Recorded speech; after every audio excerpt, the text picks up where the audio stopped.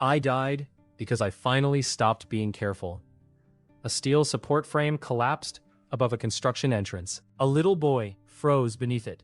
I shoved him clear and took the impact myself. Instead of staying dead, I woke on a cold stone floor with blood in my mouth, a broken sword in my hand, and 3 adventurers running away. Memories flooded into my head. My name here was Kael Arden. I was 19. F rank, and the red-haired man escaping down the tunnel was Garrick Vane, the party leader who had cut my leg so a monster would catch me first. The monster reached me seconds later and hit me into a stone pillar. A window appeared. Damage received, 0. I opened my status.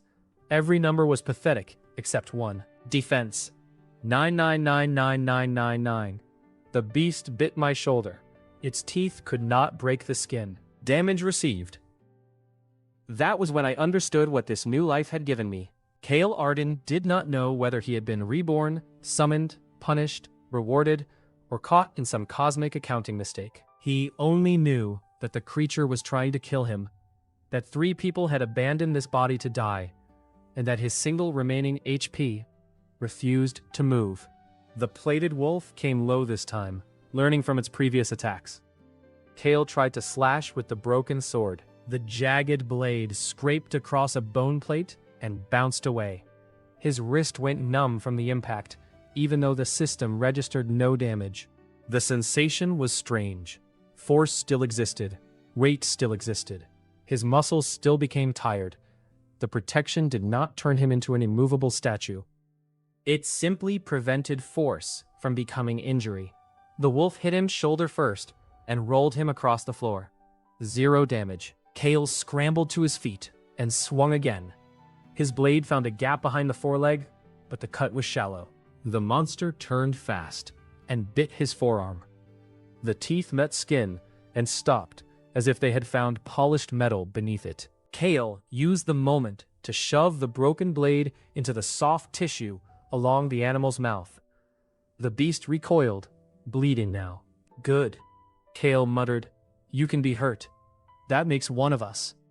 He immediately discovered the second problem with his miraculous defense. He could not finish the fight quickly. Kael's strength was miserable. His weapon was damaged. The wolf was many times heavier than he was. Every time he tried to attack safely, it could simply throw him aside. After several minutes, Kael was sweating so heavily that his hair stuck to his forehead. The beast was bleeding from half a dozen small wounds and looked more offended than weakened. The old Kael's memories contained basic monster knowledge. This creature was a stoneback ravager. Young ones appeared in E-rank dungeons. Adults could reach D rank. The one in front of him was probably a juvenile, though Kael did not find that comforting. He backed toward the center of the chamber and studied its movements. Garrick's party had damaged the room during their escape. One pillar had a deep fracture near its base. A slab of the ceiling above it sagged slightly. Kael remembered the construction accident from his first life. Weight always wanted somewhere to go. Support failed in patterns. The Ravager charged again.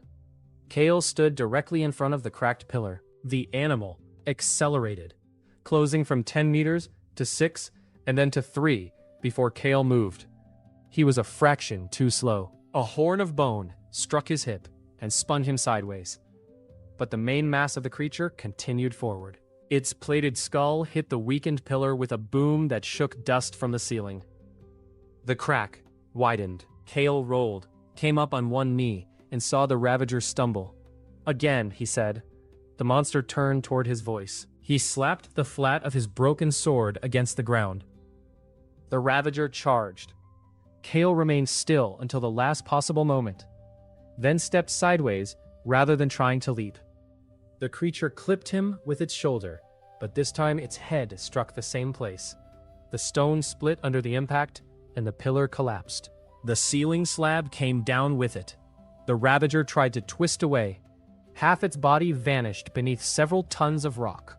One hind leg remained free, kicking furiously. The creature screamed and snapped its split jaw at Kael. Kael approached cautiously. The defense made him difficult to kill. It did not make him stupid enough to stick his head somewhere without a reason. He found the arrow still buried beside the beast's yellow eye. Derek's archer had nearly hit the socket before running. Kael gripped the shaft with both hands, braced a boot against the creature's jaw, and drove the arrow inward.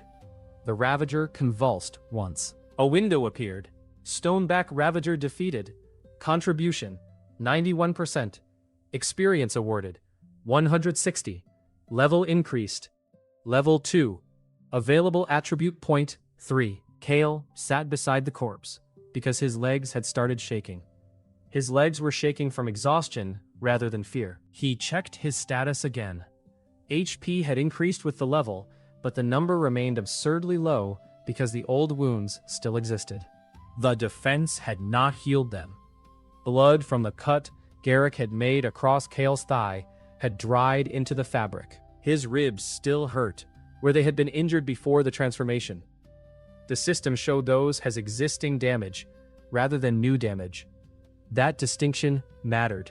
Kael tore strips from the dead party's abandoned supply cloth and bound the worst wounds. He had no healing potion. Garrick had taken those. The thought brought a very different heat into his chest. Old Kael had trusted those people. He had carried their packs for reduced pay. He had watched their camp while they slept. He had taken the front position whenever they needed someone cheap and replaceable. When the ruin went wrong, Garrick had not merely abandoned him. He had sliced Kael's leg first, so the Ravager would choose the slower target. Kael tightened the bandage until the bleeding slowed. Revenge could wait until he could walk without falling over.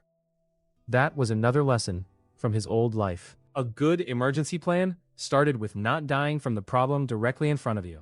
He searched the chamber. The fleeing group had taken the obvious treasure chest, but panic had made them careless. Kael found 2 copper mana tokens beneath rubble and a small, intact water flask. In the Ravager's body, behind the plate at the neck, he found a dull gray core worth perhaps several silver coins, according to Kael's borrowed memories. It was not fortune. For a man who owned almost nothing, it was enough to matter. He drank slowly, rested for 20 minutes, then spent his first 3 attribute points with care. He put 1 point into strength, 1 into agility, and 1 into endurance.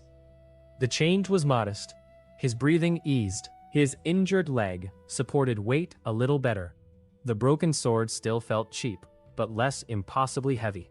His defense remained unchanged at 999, 999, 99. Kael stared at the number one more time.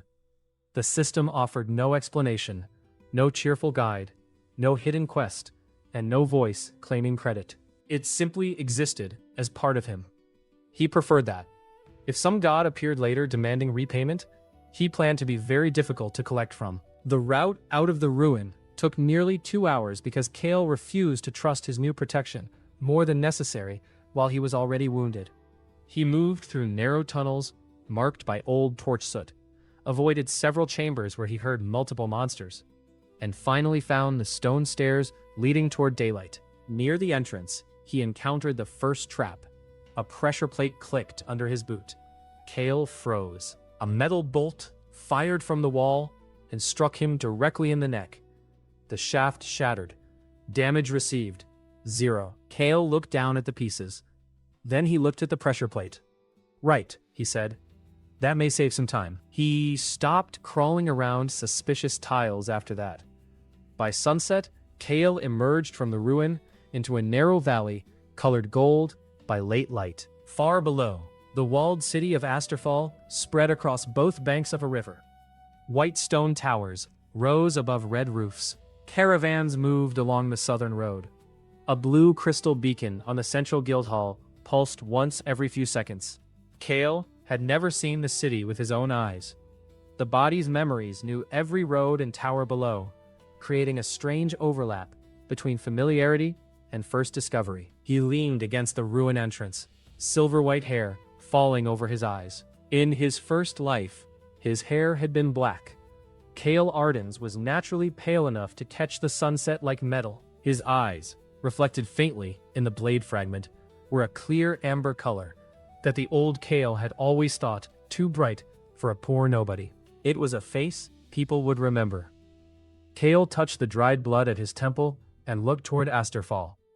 Garrick and the others would already be there. They probably believed the Ravager had finished their work. Kael smiled once, tired and sharp. He had no intention of rushing to correct them. First, he needed a healer, then food, then a sword that did not look like it had lost a fight with a kitchen drawer. After that, he would decide what to do with the people who had murdered him badly enough that he survived. Asterfall's eastern gate had 2 lines. Merchants waited beneath a painted sign, while adventurers used a smaller arch, watched by guild guards. Kael joined the second line and learned within minutes that looking like a man recently dragged through a dungeon was an efficient way to create personal space. The guard at the desk glanced at the blood on his clothes, then at the copper guild tag hanging from his neck. Name: Kael Arden. The man's quill stopped. He looked up again, more carefully this time. Garrick Vane's party reported Kael Arden dead this afternoon. They were optimistic. The guard called another official instead of arguing. Within 10 minutes, Kael found himself sitting in the guild infirmary, while a young healer with sea green hair cut away the cloth around his thigh. Her name was Mira Sen. She wore her hair in a thick braid over one shoulder, and had gray-green eyes that narrowed whenever someone gave her an answer she disliked. A silver healing emblem hung at her throat. Her sleeves were rolled above the elbows, exposing forearms marked by pale burns from years of channeling restorative magic. She inspected Kael's wounds in silence for almost a minute. "These injuries are old," she said at last. "Several hours, at least." "That sounds right. Your record says you cleared the ruin alone after the rest of your party withdrew." "Also right." Mira pressed 2 fingers beside a bruise on his ribs. Kael flinched. "That hurts." "Yes." "Then explain why your current damage reading says 0. Kael considered lying. The instinct came naturally. A man with a ridiculous advantage should not advertise it before understanding who might want to own it. Then, Mira pressed harder. "If you tell me you fell downstairs, I am charging double." Kael decided on a limited truth. He told her that something had changed in the ruin. He had awakened a defensive trait. Since that moment, new attacks had failed to reduce his HP. He did not mention the exact number. Mira listened without interrupting. When he finished, she cast a diagnostic spell. Pale light moved over his skin. Her eyebrows rose. "Your thigh wound is real. 2 cracked ribs, mild internal bleeding, dehydration, muscle strain. None of it is fresh. Whatever happened to you did not repair what was already there. I noticed." "That was not praise. You walked here with internal bleeding." It seemed better than sleeping in the ruin. Marginally.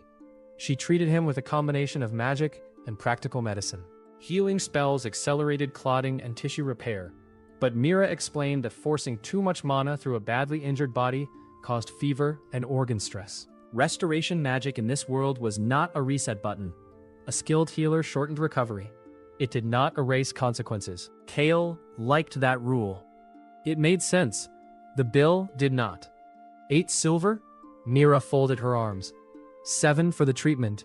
1 because you argued while I was stitching you. I was unconscious for part of it. You were quieter then. Kael paid 5 silver from the Ravager Corps after the guild appraiser bought it, then signed a debt note for the remaining 3. His entire fortune, after surviving a dungeon and being reborn into another world, consisted of 12 copper coins, 2 mana tokens, and a medical debt. The universe had preserved at least 1 familiar experience. Guild procedure required an incident report. Kael repeated that Garrick's party had left him behind. He showed the cut on his leg and explained that Garrick had made it deliberately. The clerk's reaction disappointed him. Asterfall's adventurer contracts permitted emergency withdrawal when a party faced a threat above its registered rating. Leaving a member behind was not automatically criminal if the leader could argue that staying would have killed everyone. Deliberately injuring a teammate was another matter, but Garrick would deny it. Kael had no witnesses willing to support him yet. The clerk promised an inquiry. Kael knew the tone. In his first life, companies used the same tone when they planned to file something in a drawer until everyone stopped asking. He spent the night in a guild hostel because Mira refused to release him to a cheap inn. The next morning, his HP had climbed to 61. By evening, it reached 84 of 92 after his level increase and treatment. Mira found him sitting on the infirmary balcony with a bowl of stew. "You are recovering faster than expected," she said. "High defense. Defense does not make blood grow faster. High appetite." That almost made her smile. The guild wanted to test his defensive trait before returning him to active work. Kael agreed because refusing would make him more suspicious, and because he wanted reliable information himself. The examination took place in a stone training hall beneath the guild tower. A veteran named Bran Holt ran the test. Bran was a broad man in his 40s with close-cropped brown hair and a nose that had been broken often enough to become a personal history. He wore C-rank silver on his guild badge and carried a practice saber enchanted to record impact force. Mira attended as medical supervision. 3 guild evaluators observed from behind a barrier. Bran explained the process. He would strike at increasing force. Kael would call for a stop if the trait failed or if he experienced unusual pain. The first strike hit Kael's padded shoulder. Damage received, 0. Bran checked the saber's crystal gauge. E-rank force, again. The second strike came harder, 0. Bran moved to D-rank force, 0. The evaluators leaned forward. Bran's expression changed from professional boredom to concentration. "I am going to use a real blade." Mira immediately objected. Kael agreed before the argument could begin. Bran drew his own saber, a well-maintained weapon with a blue steel edge. He warned Kael, then cut across his forearm at controlled speed. The blade stopped against skin, not after a shallow cut, not with a spark of visible armor. It simply failed to enter, 0. Bran increased his strength, 0. He used a C-rank combat technique called falling line, a focus strike designed to punch through plated hide. The impact drove Kael backward 3 steps. The blade developed a hairline crack near the tip.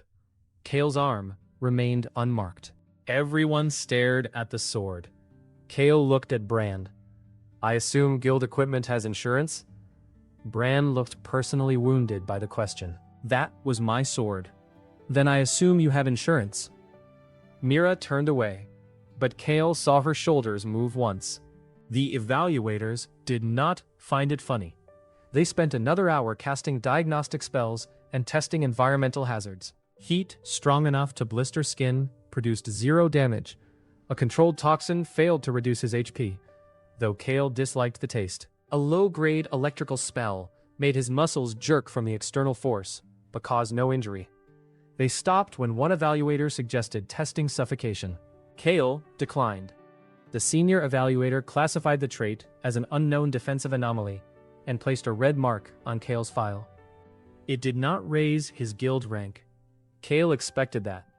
Guild rank measured the ability to complete missions, survive changing conditions, protect clients, and contribute offensive power. A man who could stand inside a fire was useful.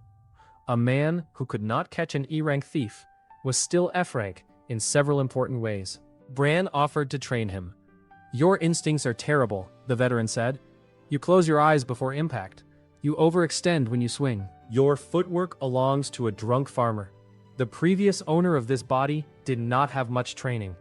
Bran frowned at the strange phrasing. Kael corrected himself. "I mean, I did not have much training." Bran watched him for a moment, then decided not to ask. The first paid opportunity came 2 days later. A salt mine east of Asterfall had suffered a pocket collapse that released toxic vapor from an old underground spring. 6 miners were trapped beyond a sealed maintenance door. Ordinary rescue workers could enter only for a few minutes, even with filter charms. The guild considered sending a D-rank wind mage, but the mage's fee would exceed the mine owner's expected recovery value. Kael read that sentence twice on the job notice. "Expected recovery value," he said. Mira stood beside him. "That means 6 people are worth less than a wind mage's afternoon." I understood it. I was hoping I had misunderstood it. The mine owner offered 12 silver for anyone capable of opening the interior ventilation gate. Kael negotiated it to 18. Mira looked surprised. Hazard premium, he explained. If the owner has already calculated the price of 6 workers, he understands calculation. The mine entrance lay beneath a low ridge covered in yellow grass. Families waited outside while workers pumped air into the tunnels. Kael received a map, a lamp, and a scarf soaked in neutralizing solution. The foreman told him not to remove it. Kael entered the toxic zone and removed it almost immediately because breathing through wet cloth annoyed him. A system notice appeared. Toxic inhalation detected. Damage received 0. The gas still smelled terrible. Absolute defense apparently did not protect dignity. Kael followed the rail tracks downward. The deeper passages were abandoned and poorly maintained.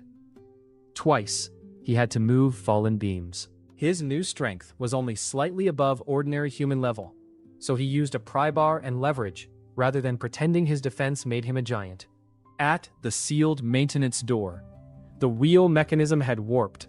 Kael could not turn it. He searched the surrounding tunnel, found an old ore cart, wedged its axle through the spokes, and used the longer lever to force the wheel around. The door opened with a burst of greenish vapor.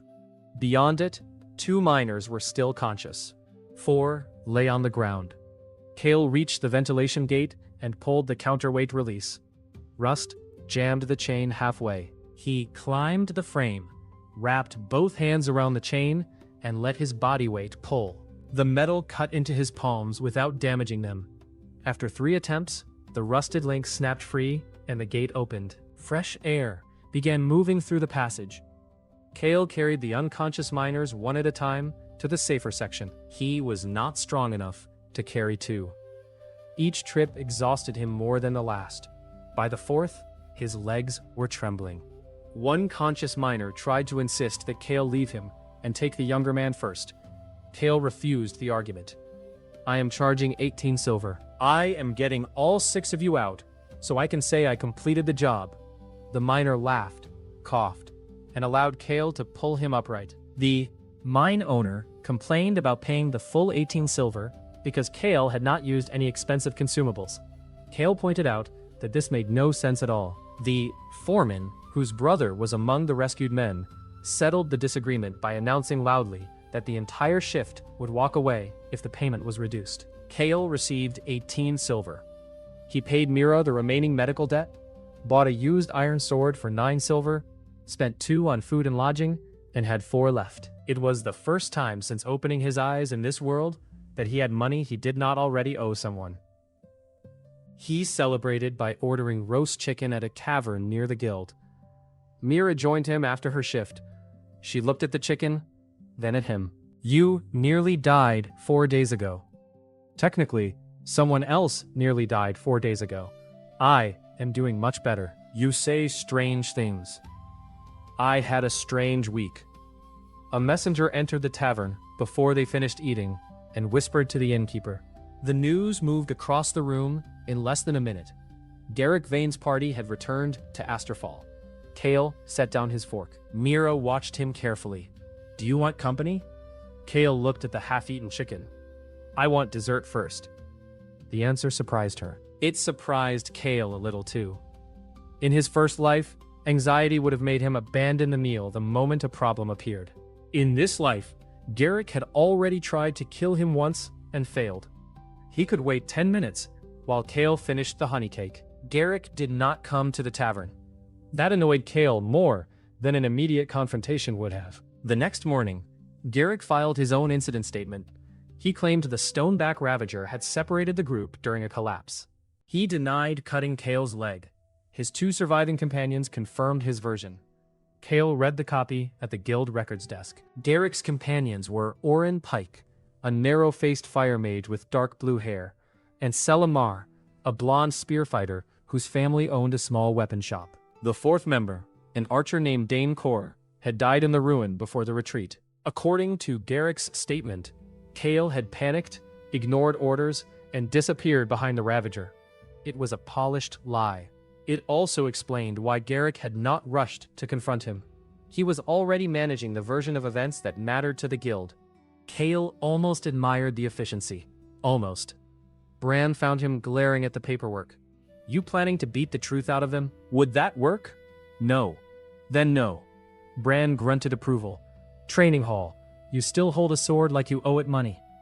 For the next 12 days, Kael built the part of his new life that his defense could not provide. Bran began with footwork.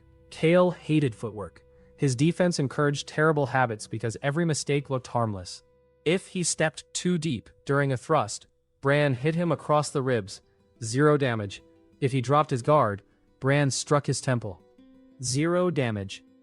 If he crossed his feet while turning, Bran ticked his ankle out from under him and watched Kael fall.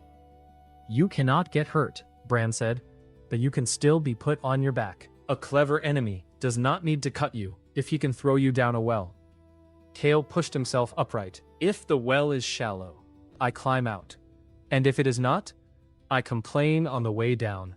Bran kicked his legs again. Kael learned.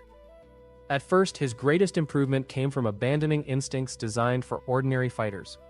Blocking with a weapon was often pointless for him. Every block risked damaging the sword that he needed for offense. Dodging every attack wasted movement. Armor was mostly useful for keeping his clothes intact and carrying equipment. Bran helped him develop a style that treated his body as the safest object on the battlefield. When an opponent swung wide, Kael stepped into the strike and attacked during the recovery. When a spear thrust toward his chest, he could trap the shaft under his arm and advance along it. When someone tried to create distance with a kick, Kael accepted the impact if doing so gave him a grip on the leg. The goal was not to stand still and be impressive. The goal was to use the moment every other fighter feared. Kael's ordinary attributes improved through guild work. He cleared rat nests under a grain store, then discovered that a defense of 999,999,999 did not make the smell of giant rats any better. He escorted a pottery caravan through a ravine and stopped 3 bandits by standing in the road while their arrows snapped against him. The bandits ran after the 3rd volley. Kael was still too slow to catch 2 of them, but he tackled the 3rd into a ditch and recovered the stolen purse. He helped hunters clear a nest of claw lizards. Their bites dealt 0 damage, but one lizard grabbed the sleeve of his new coat and tore it off. Kael stared at the missing sleeve after the fight. The hunter beside him expected anger. Kael sighed. I have discovered my true natural enemy, tailors. His earnings rose slowly. So did his level. At level 5, his strength reached 14 after a combination of natural growth and assigned points. His agility reached 13. Endurance climbed to 15. These numbers were respectable for a low-rank adventurer. Nowhere near the monsters who dominated the guild boards. But Kael felt the difference every morning. Stairs became easier. His sword moved more cleanly. He could run a mile without his lungs feeling borrowed. His defense remained the same absurd mountain. The first person to ask to join him was not Mira. It was Lyra Vale.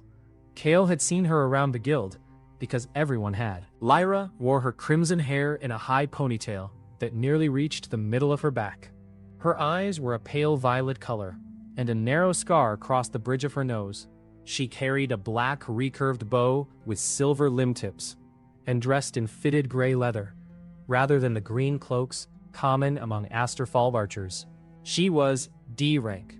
That made her far more experienced than Kael. It also made her request suspicious.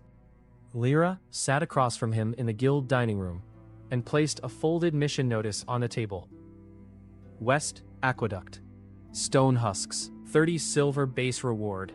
Material rights shared by contribution. Kael looked at the notice. You could recruit a D-rank tank. He wants half the reward and first choice of cores. And I look cheaper. You look impossible to kill. Different advantage. Kael appreciated the honesty. Lyra explained the problem. Stone husks were slow constructs with dense external armor. Their vulnerable cores opened only for a moment when they released stored force through their arms. A normal tank had to block or evade that strike, which meant the archer rarely got a clean angle. Kael understood immediately. You want me to let them hit me, repeatedly. My rate just increased. Lyra smiled for the first time. Good. I dislike stupid partners. Mira joined because the guild required a healer for the aqueduct mission, after 2 earlier teams had returned injured. She claimed she was there in an official capacity. Kael suspected curiosity was at least half the reason. Their 4th member was a 19-year-old E-rank scout named Nico Ren. Nico had warm brown skin, thick black curls, and a pair of round copper goggles that magnified his dark eyes when he lowered them. He talked quickly whenever nervous, and owned enough small tools to open a modest locksmith shop. The guild had rejected him from 3 D-rank groups because his combat score was low. Kael hired him because the mission involved an ancient aqueduct full of mechanisms. Nico stared at him. You are aware I am not a strong fighter. I am aware. I need someone who can tell the difference between a drainage valve and a pressure trap. I can do that. Then we have covered your contribution. Nico accepted before Kael could change his mind. The West Aqueduct ran through a wooded ridge 2 hours from Asterfall. The outer channels had carried water to the city before a newer system replaced them. Recent earthquakes had opened lower chambers and awakened stone guardians built by whoever constructed the original complex. Nico found the first warning mark, 20 meters inside. Old Imperial maintenance symbol, he said, adjusting his goggles. It means do not cross while the pressure line is active. Kael stepped across. A stone dart hit his forehead and shattered. Nico blinked. Kael looked back. Pressure line active. Lyra rubbed a hand over her face. Mira said, please do not encourage him. The first stone husk appeared in a circular cistern. It stood almost 9 feet tall, shaped like a broad human figure with no face. Lines of orange light ran through cracks in its dark body. Its forearms were larger than Kael's torso. Lyra moved to high ground along a maintenance ledge. Nico marked 2 floor grates that could collapse under heavy weight. Mira remained near the entrance. Kael walked into the center. The husk turned toward him. Its fist struck his chest. The impact threw him 6 meters. 0 damage. Kael landed badly, rolled, and came up annoyed. Still needs work, Brand's voice said in his memory. The husk advanced. Kael met it this time, instead of waiting. He swung his iron sword at the knee joint. Sparks jumped from stone. The blade left only a pale scratch. The construct raised both arms. Orange lines brightened across its chest. Lyra had described the opening. Kael saw it now. A hexagonal plate below the collar separated by less than an inch. Now, he shouted. The husk brought both fists down on him. The floor cracked. Kael disappeared inside a cloud of dust. Lyra released 2 arrows almost together. The first struck the opening and bounced.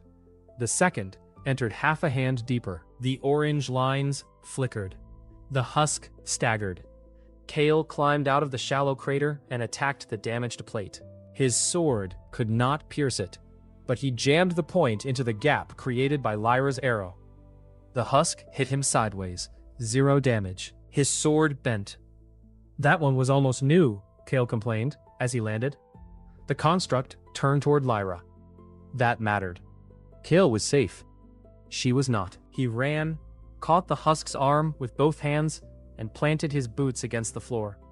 His strength was nowhere near enough to stop it completely. The construct dragged him 2 steps, then 3.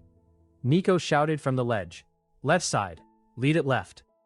Kael saw the marked floor grate. He changed direction, not by overpowering the husk, but by pulling at the elbow, while Lyra shot the opposite shoulder joint. The construct corrected toward the attack. Its foot landed on the weakened grate. Metal collapsed. One leg plunged into the maintenance shaft. The husk fell to one knee. Kael climbed onto its back, while it struck at him with one arm. Each impact sent a 0 across his vision. He wrapped both hands around Lyra's embedded arrow, and used it like a handle to pull the chest plate wider. The stone edge should have cut his fingers to bone. It could not. The opening widened enough. Lyra. She had already drawn. Her arrow passed beside Kael's ear and entered the exposed core. Orange light burst through every seam. The husk froze. Then, its body collapsed into heavy pieces around him. A system window appeared. Stone husk defeated. Contribution, 43%. Experience awarded, 210. Kael looked at Lyra. 43? I was hit 11 times. The system values results. Mira stepped over a broken stone arm. You were the target. There is a distinction. They cleared 4 more husks that afternoon. The fights became shorter because the team learned. Kael controlled attention and forced openings. Lyra punished those openings. Nico identified the terrain that could help them. Mira kept everyone except Kael functional when small fragments or secondary mechanisms caused injuries. During the final fight, the largest husk spent so much energy striking Kael that its internal glow dimmed. It raised one arm, hesitated, and lowered it. Kael tilted his head. Are you tired? The construct stood motionless while its core recharged. Kael patted its stone forearm. Take your time. I have nowhere important to be until dinner. Lyra shot the exposed core from behind him. The mission paid 30 silver, plus cores worth another 22. After guild fees and division, Kael took 13 silver and enough experience to reach level 7. Combined with his earlier completed jobs, the result also moved his guild registration from F rank to E rank. More valuable than the money was the way the group felt on the road back. Nico talked about improving the straps on Kael's armor, so they broke before the equipment itself tore.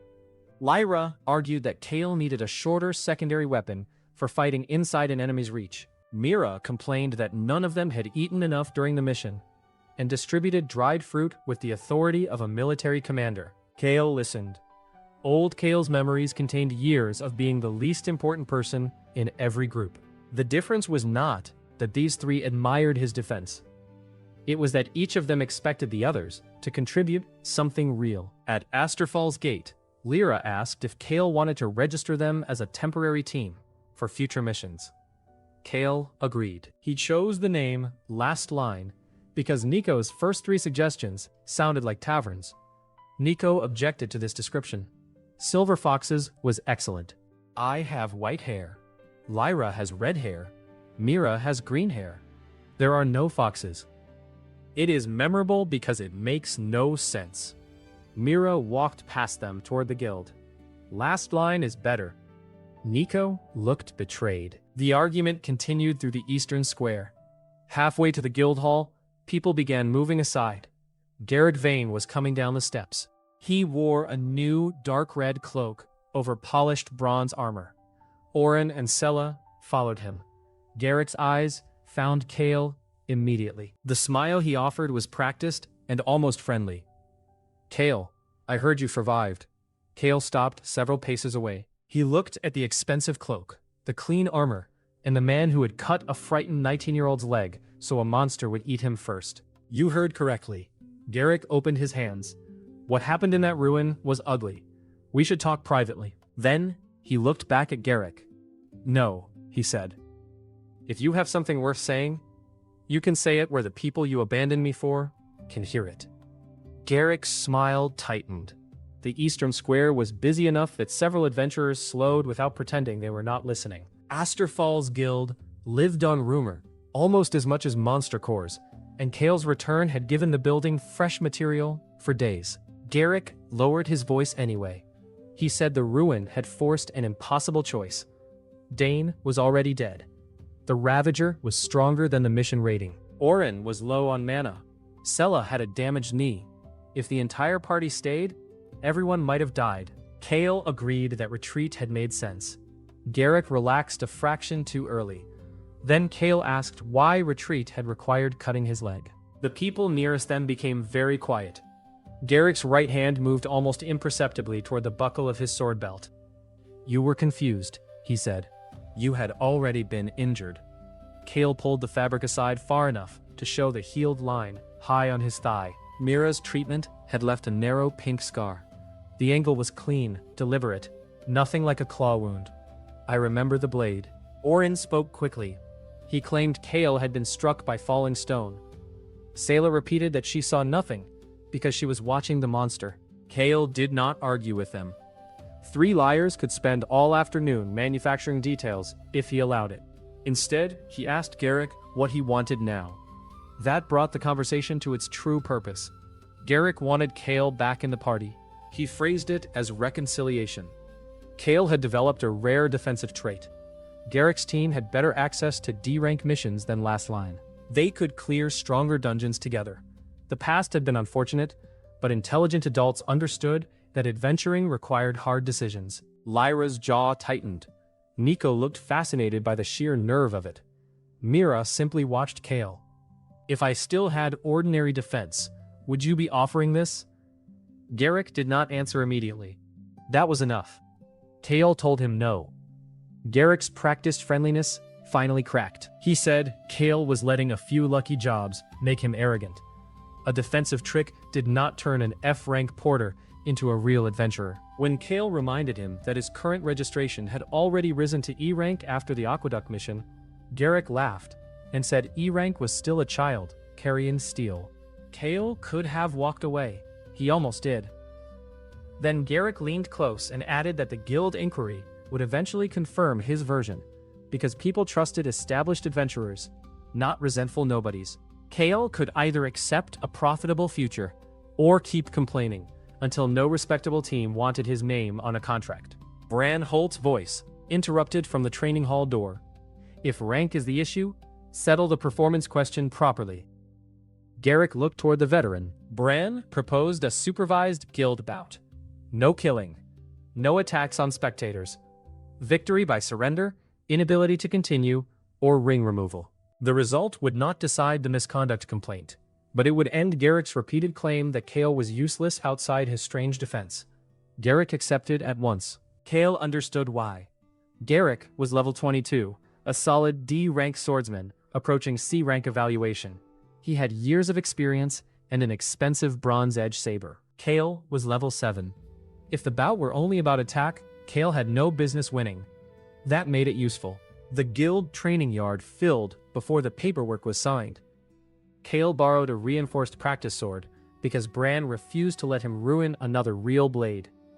Garrick used a blunted version of his own saber. The weapon still carried its enchantments, though its edge had been sealed. Lyra stood near the rail with her arms folded. Nico had somehow acquired roasted nuts. Mira informed him that betting was prohibited. Nico replied that he had never mentioned betting. A man beside him quietly handed over 2 copper coins. Mira took the nut bag away. The referee raised a hand. Garrick attacked before the hand had fully dropped. He was fast. Kael knew that intellectually. His body learned it more painfully. Garrick's first strike hit the side of his head and spun him around. 0 damage. The second hooked behind his knee. Kael fell. Garrick kicked him across the ring. 0 damage. Several spectators laughed. Kael rose annoyed rather than injured. Bran had warned him about this exact problem. Invulnerability did not grant balance. Garrick could not cut him, but ring removal was a valid victory. Garrick knew it too. He stopped trying to hurt Kael and started driving him toward the boundary.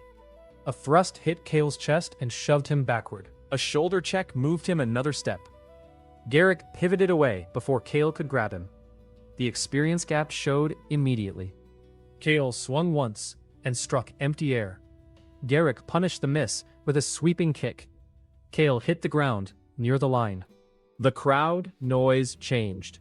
The bout no longer looked absurdly one-sided in Kael's favor, simply because of his defense. Garrick smiled. Still think standing there makes you strong? Kael pushed himself up. No. That is why I trained. He changed his approach. Until then, he had tried to fight Garrick the way Bran taught beginners. Maintain distance, preserve stance, keep the sword between himself and the opponent. That was exactly what Garrick had spent years learning to defeat. Kael abandoned the safe distance. When Garrick thrust again, Kael stepped directly onto the line of the blade. The sealed tip struck his ribs. 0 damage. Kael ignored the weapon and seized Garrick's wrist with his free hand. Garrick twisted out before the grip closed fully and struck Kael's jaw with the pommel. 0. Kael followed instead of resetting. Garrick retreated 2 steps. Kael's practice blade scraped across his shoulder guard. No meaningful damage, but it was the first clean touch. Garrick's expression changed. He used a technique called red current. Mana ran along the saber. 3 rapid blows arrived from different angles, each strong enough to break bone through ordinary armor. Kael took the first on his shoulder. 0. He stepped through the second. 0. The third hit his forehead because Garrick had expected him to dodge. 0. Kael closed both hands around Garrick's sword arm. This time the grip held.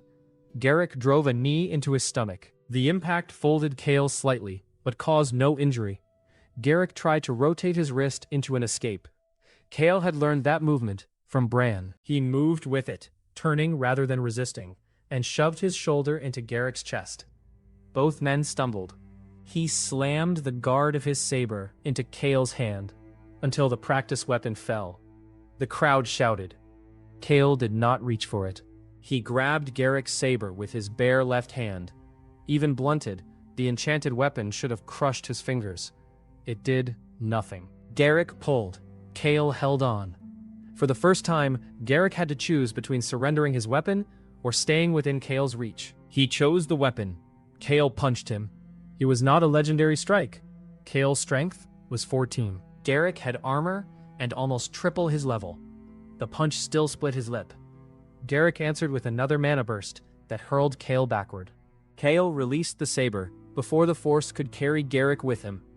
He landed 2 paces from the ring edge. Garrick rushed to finish the removal. Kael saw the pattern now. Every time Garrick committed to a driving thrust, his rear heel rose before his shoulder moved. He had used the same entry 4 times because it worked. Kael waited until Garrick's rear heel lifted, his shoulder turned, and the thrust committed. Then, Kael stepped aside at the last instant and allowed the saber to scrape along his ribs. His right hand caught Garrick's elbow. His left caught the back of Garrick's bronze shoulder guard. He did not try to overpower him head-on. He continued Garrick's own forward motion. Kael turned his hips, pulled Garrick through the committed motion, and caught his leg with a heel trip. Garrick crossed the boundary and hit the sand outside the ring. The referee's hand went up. For 1 second, nobody spoke. Then Nico shouted loud enough for half the courtyard. Mira gave him back the nutbag. Garrick surged to his feet, face red. He insisted Kael had won by exploiting the ring, rather than defeating him in combat. Bran replied that exploiting the actual victory condition was generally considered competent behavior. Kael offered Garrick a hand. Garrick stared at it and walked away. The gesture had not been forgiveness. Kael simply wanted to know whether Garrick could accept losing with any dignity. He had his answer. The next man to approach was not a spectator. Guildmaster Lucan Voss had watched from the shaded balcony above the yard. Kael recognized him from old memories. Lucan was in his late 50s, tall and narrow, with iron gray hair combed straight back and a trimmed beard of the same color. His eyes were an unusual pale purple.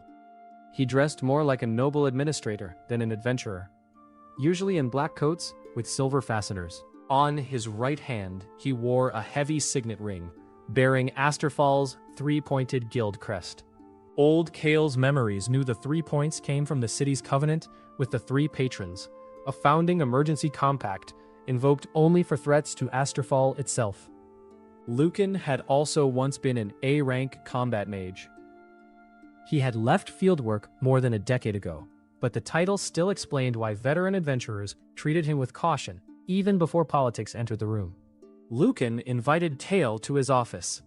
The room occupied the top level of the guild hall and overlooked the river.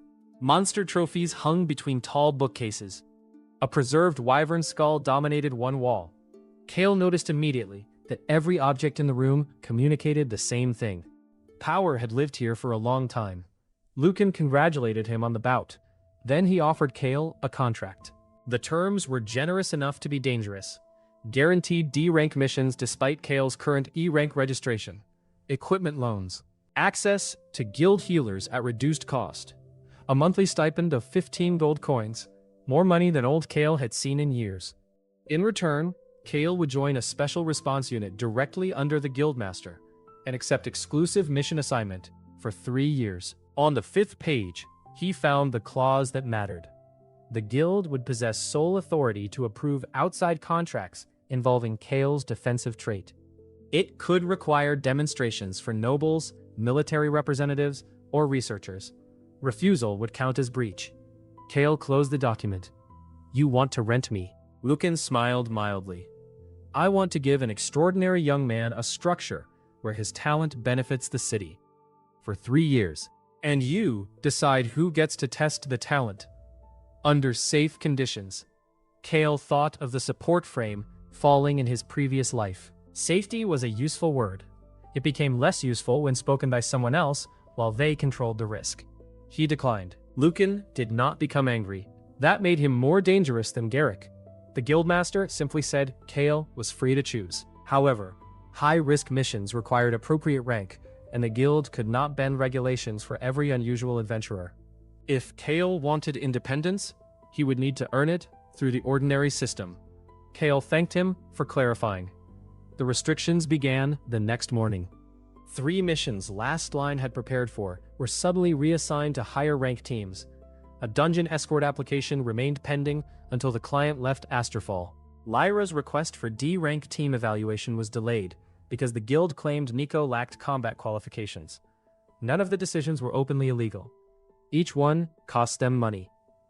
Kael recognized the method from office politics in his first life. No one needed to tell you that a door was closed if every handle stopped turning. He adapted. Last Line took independent contracts that did not require restricted dungeon access. They guarded repair crews. They cleared road monsters. Kael hired Bran privately for additional training and paid fair rates instead of asking for favors. Lyra taught him how to judge monster movement from the shoulders rather than the weapon. Nico modified Kael's equipment so straps could be replaced separately when impacts destroyed them. Mira remained employed by the guild infirmary, but increasingly spent her free mission days with Last Line. Kael's levels continued to rise. His reputation did too. A month after his rebirth, people in the lower guild hall had started calling him the Zero Wall. Kael disliked the name. Nico loved it. It is better than Last Line. Nothing about that sentence helps your case. Their next major opportunity came from a source Lucan could not quietly reassign. A group of 6 low-rank adventurers had failed to return from the Valon Sink, an unstable dungeon south of the city. Their families pooled money for a rescue. The guild posted the job reluctantly because the Sink had changed behavior 2 days earlier, and its current rating was uncertain.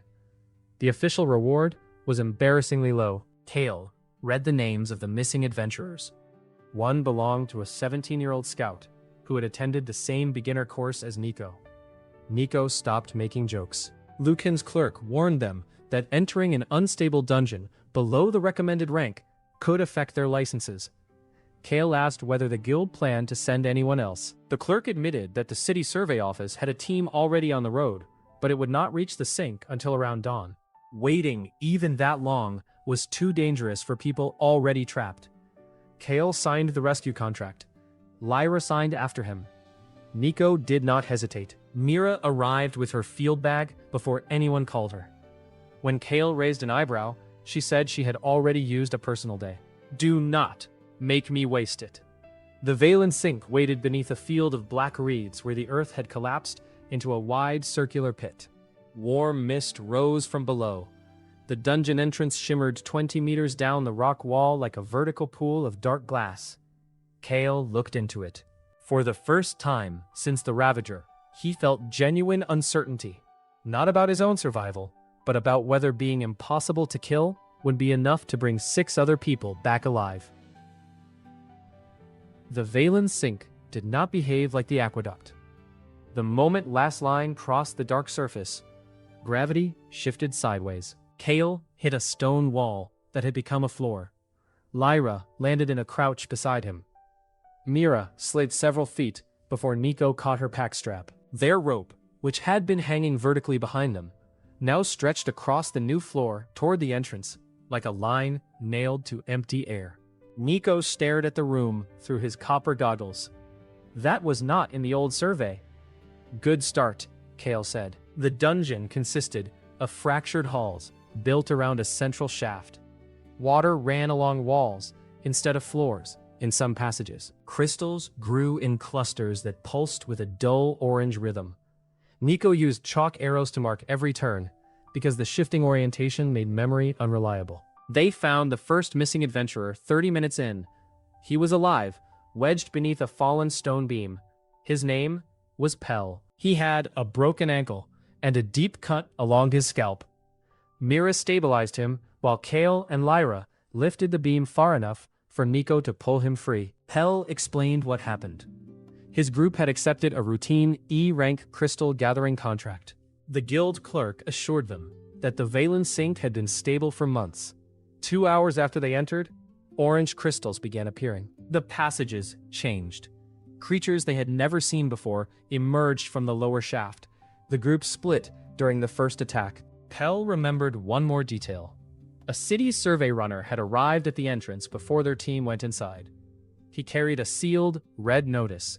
The clerk broke the seal, read it, and stamped the required receipt block on Tessa's copy of the mission sheet before handing the paper back. The stamp was red, but the clerk still told them to proceed. Nico went still. Red receipt means a hazard update was logged against an active mission. Kael nodded. We asked what changed. The clerk said it was only a routine boundary correction and that the red stamp just proved he received it. Tessa kept the sheet because it was our contract copy. Kael felt his jaw tighten. They could deal with the guild later. 5 people were still missing. Mira wanted someone to escort Kael back. Splitting the rescue team was risky, but dragging an injured man deeper was worse. Kael considered returning with him himself. He was the safest person to move through the dungeon alone, yet removing the only true front line from the group left the others exposed. Nico found the solution. They had passed a maintenance alcove near the entrance with an intact stone door. Kael could wait there with a flare crystal while the team continued. Mira reinforced his ankle, left water and a pain draught, and instructed him to trigger the flare if anything approached. Kael promised they would return. Kael gripped his wrist before he left. Find Tessa first if you can. 17. Short black hair. She is our scout. She went toward the lower bridge. Nico's mouth tightened. Kael nodded. The first hostile creatures appeared near that bridge. They were pale insects, shaped like long armored centipedes, each the length of a man. Their front legs ended in hooked blades. Orange crystal growths protruded from their backs. Lyra identified the weak point at the base of the crystal. Kael stepped ahead. 3 insects attacked at once. The first blade struck his thigh. 0 damage. The second bounced from his shoulder. 0. The third climbed the wall and tried to pass him. That was the problem. The creatures did not understand that Kael was the main character of his own survival. They cared about movement and exposed prey.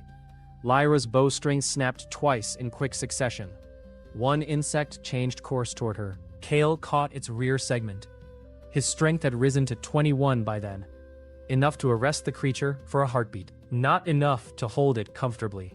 Its many legs scraped furrows through the stone as it dragged him. Lyra stepped backward, firing into the crystal joint. The arrow struck. The insect twisted violently. Kael lost his grip. It lunged toward Lyra. She dodged the first hook, but the second opened a line across her upper arm. Blood darkened her sleeve. Kael reached the creature a second later and drove his sword into the damaged crystal seam until the core cracked. The insect collapsed. He turned immediately. Mira was already treating Lyra. The wound was not life-threatening, a shallow cut, 10 minutes of healing, and a bandage. Kael still felt responsible.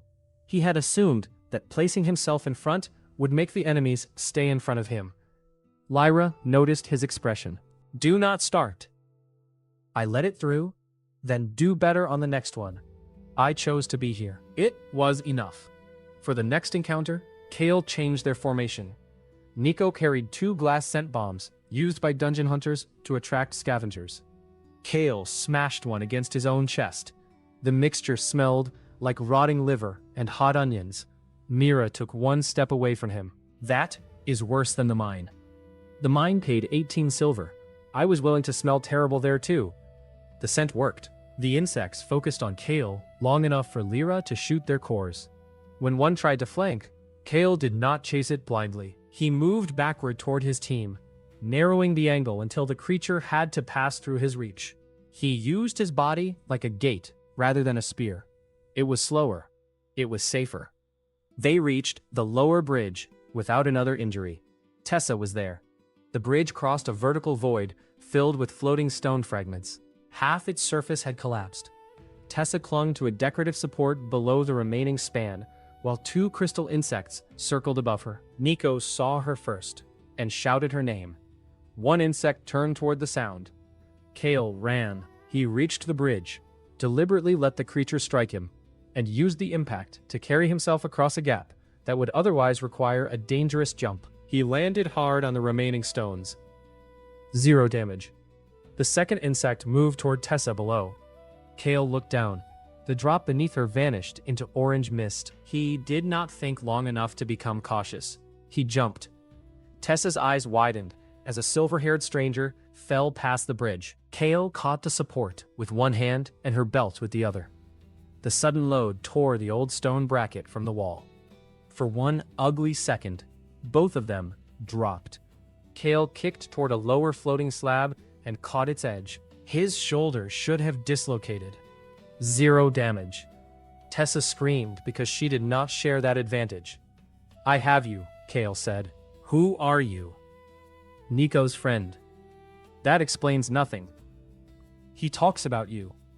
Above them, Nico shouted that this was not the time. Lyra killed one insect. The other crawled down the wall toward Kael's exposed arm. He could not draw his sword while holding Tessa, so he offered the creature a better target. He swung his leg outward. The insect struck and clamped onto his boot. 0 damage to Kael. The boot was less fortunate. The hook sliced through the leather and remained trapped around his ankle. Kael used the creature's own grip as an anchor, kicked against the wall, and swung toward the bridge support. Lyra shot the crystal on its back. The insect died, still attached to him. Nico and Mira lowered a rope. They pulled Tessa up first, then Kael. When he reached the bridge, one boot was hanging in pieces. Kael looked at it. Nico knew what was coming.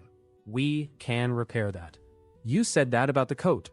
I improved the coat. It currently smells like dead onions. Mira interrupted before the footwear dispute could become permanent. Tessa had a dislocated shoulder, dehydration, and several small cuts, but she could walk after treatment. She knew where 2 more members of her party had gone. The last pair had headed deeper toward the central shaft after hearing someone calling for help. Kael did not like that detail. Nico liked it less. Mimics do that, he said. Voice lures. It was Bren. We knew his voice. Some things copy well. They continued with Tessa between Mira and Nico. The central shaft chamber revealed why the dungeon rating had changed. An enormous crystal growth had broken through the lowest wall. Orange veins spread from it into every corridor. At its base lay the remains of an older dungeon core, split open like an egg. Something had consumed it. The new creature was waiting above. It dropped from the ceiling with a weight that cracked the floor. The beast had the body of a 6-legged cat, covered in black armor. Its head was smooth, except for a vertical mouth. Orange crystal plates layered along its spine. 2 missing adventurers lay unconscious behind it, inside a half-formed crystal cage. Rift Stalker. Estimated threat. C rank. Last Lying was not ready to fight a C rank monster conventionally. Kael knew that at once. Lyra's best arrows might penetrate joints. Mira could heal wounds, but not restore a severed body. Nico was an E rank scout. Kael's attack power remained around D rank at best. His defense did not care about any of that. The stalker moved faster than Garrick. Its first strike hit Kael before he finished raising his sword. 0 damage. The second attack ignored him and went for Lyra. Kael had expected that mistake from himself once. Not twice. He shouted for everyone to fall back into the narrow entrance corridor. The stalker lunged after them. Kael planted himself in the doorway. The creature hit him, He flew backward into Nico. That was another lesson. Being invulnerable did not prevent him from becoming a projectile, dangerous to his own team. Nico crashed against the wall and lost his breath. Mira dragged him clear. Kael adjusted again. Anchor me. Nico looked up. The maintenance cable. They had carried a coil of enchanted climbing line. Nico understood immediately. He looped it around a stone support inside the corridor. Kael wrapped the other end twice around his waist and braced with 1 foot forward. The stalker attacked. Kael absorbed the claw strike. His body moved half a meter. The cable went tight and held. 0 damage. The monster struck again. This time, Kael remained in the doorway. Lyra fired over his shoulder. Her first arrow glanced from the head armor. The second found the inner joint of a front leg. Kael advanced 1 step. The narrow corridor prevented the creature from circling. He forced it backward, simply by occupying space it could not clear. It changed tactics. Orange light gathered along its back. Nico shouted a warning. The crystal plates released a spray of needle shards. Kael turned sideways and spread both arms. Most of the barrage struck him. 0 damage. 3 needles passed beneath his arm. Mira raised a small ward. 2 shattered against it. The third penetrated and struck her thigh. She dropped with a sharp breath. The ward had saved her from a lethal cluster, but the wound bled heavily. Mira snapped at him before he could turn around. Eyes forward. I can treat a leg. I cannot treat us if that thing gets through you. Kael obeyed. He stopped trying to win fast. That became the key. The stalker had more speed, more offensive power, better reach. Its crystal volleys could threaten everyone behind him. But every strong attack used stored energy from the plates along its spine. Kael began counting the stalker's pattern. It clawed, bit, clawed again, and then released a crystal pulse. The glow dimmed after each release and returned slowly. He called the rhythm to Lyra. They deliberately forced the beast to spend energy. Kael stepped out of the corridor just far enough to look exposed. The stalker attacked. He allowed the claw to hit, retreated before the creature could move past him, and repeated the bait twice more. Every strike registered 0 damage, and the failure only made the monster more aggressive. It released another crystal spray. Kael blocked most of it. The spinal plates dimmed nearly black. Now, Kael said.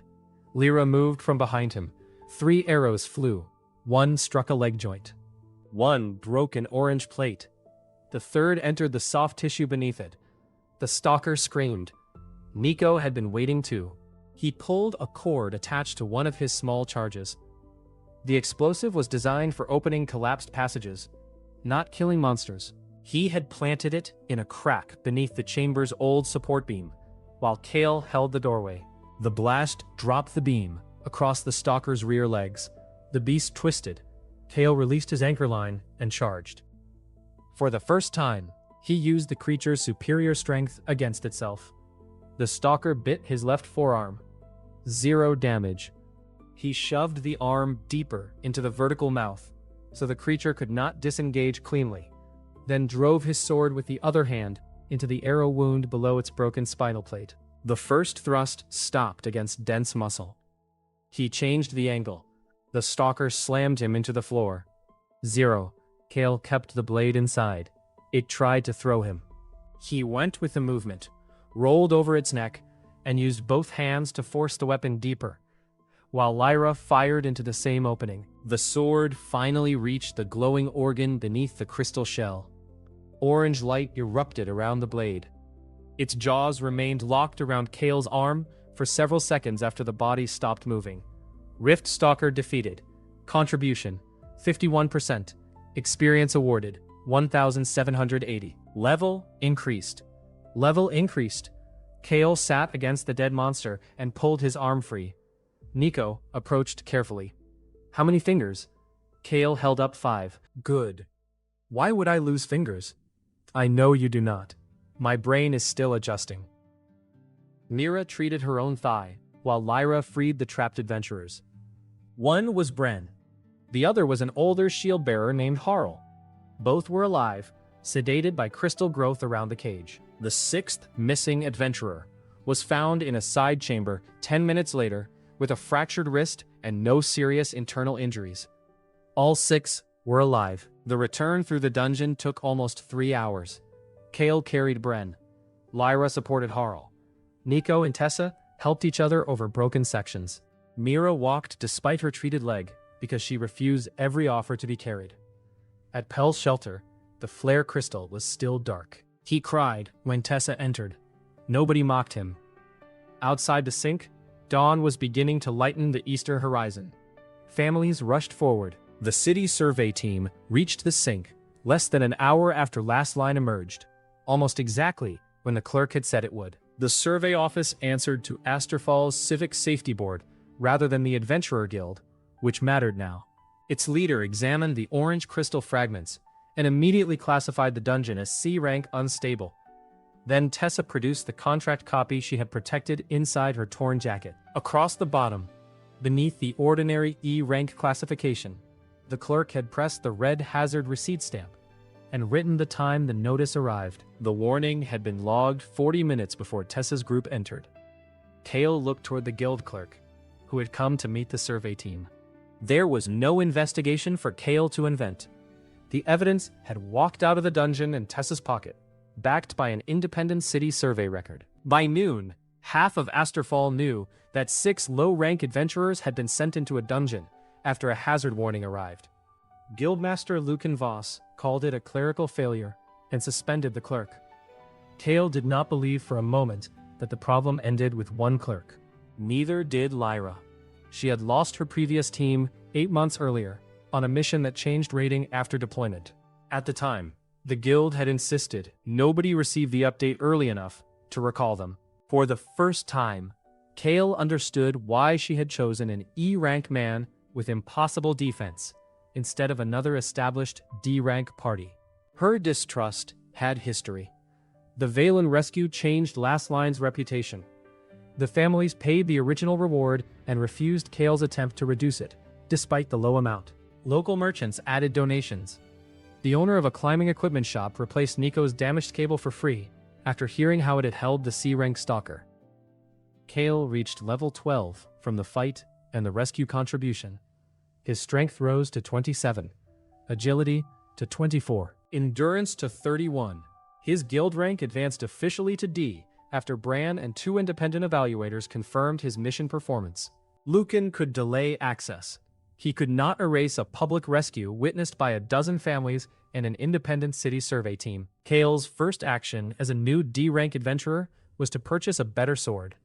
His second was to commission boots reinforced at the ankle. The cobbler asked whether he expected to fight more giant insects. Kael answered that he had stopped expecting reasonable things from his schedule.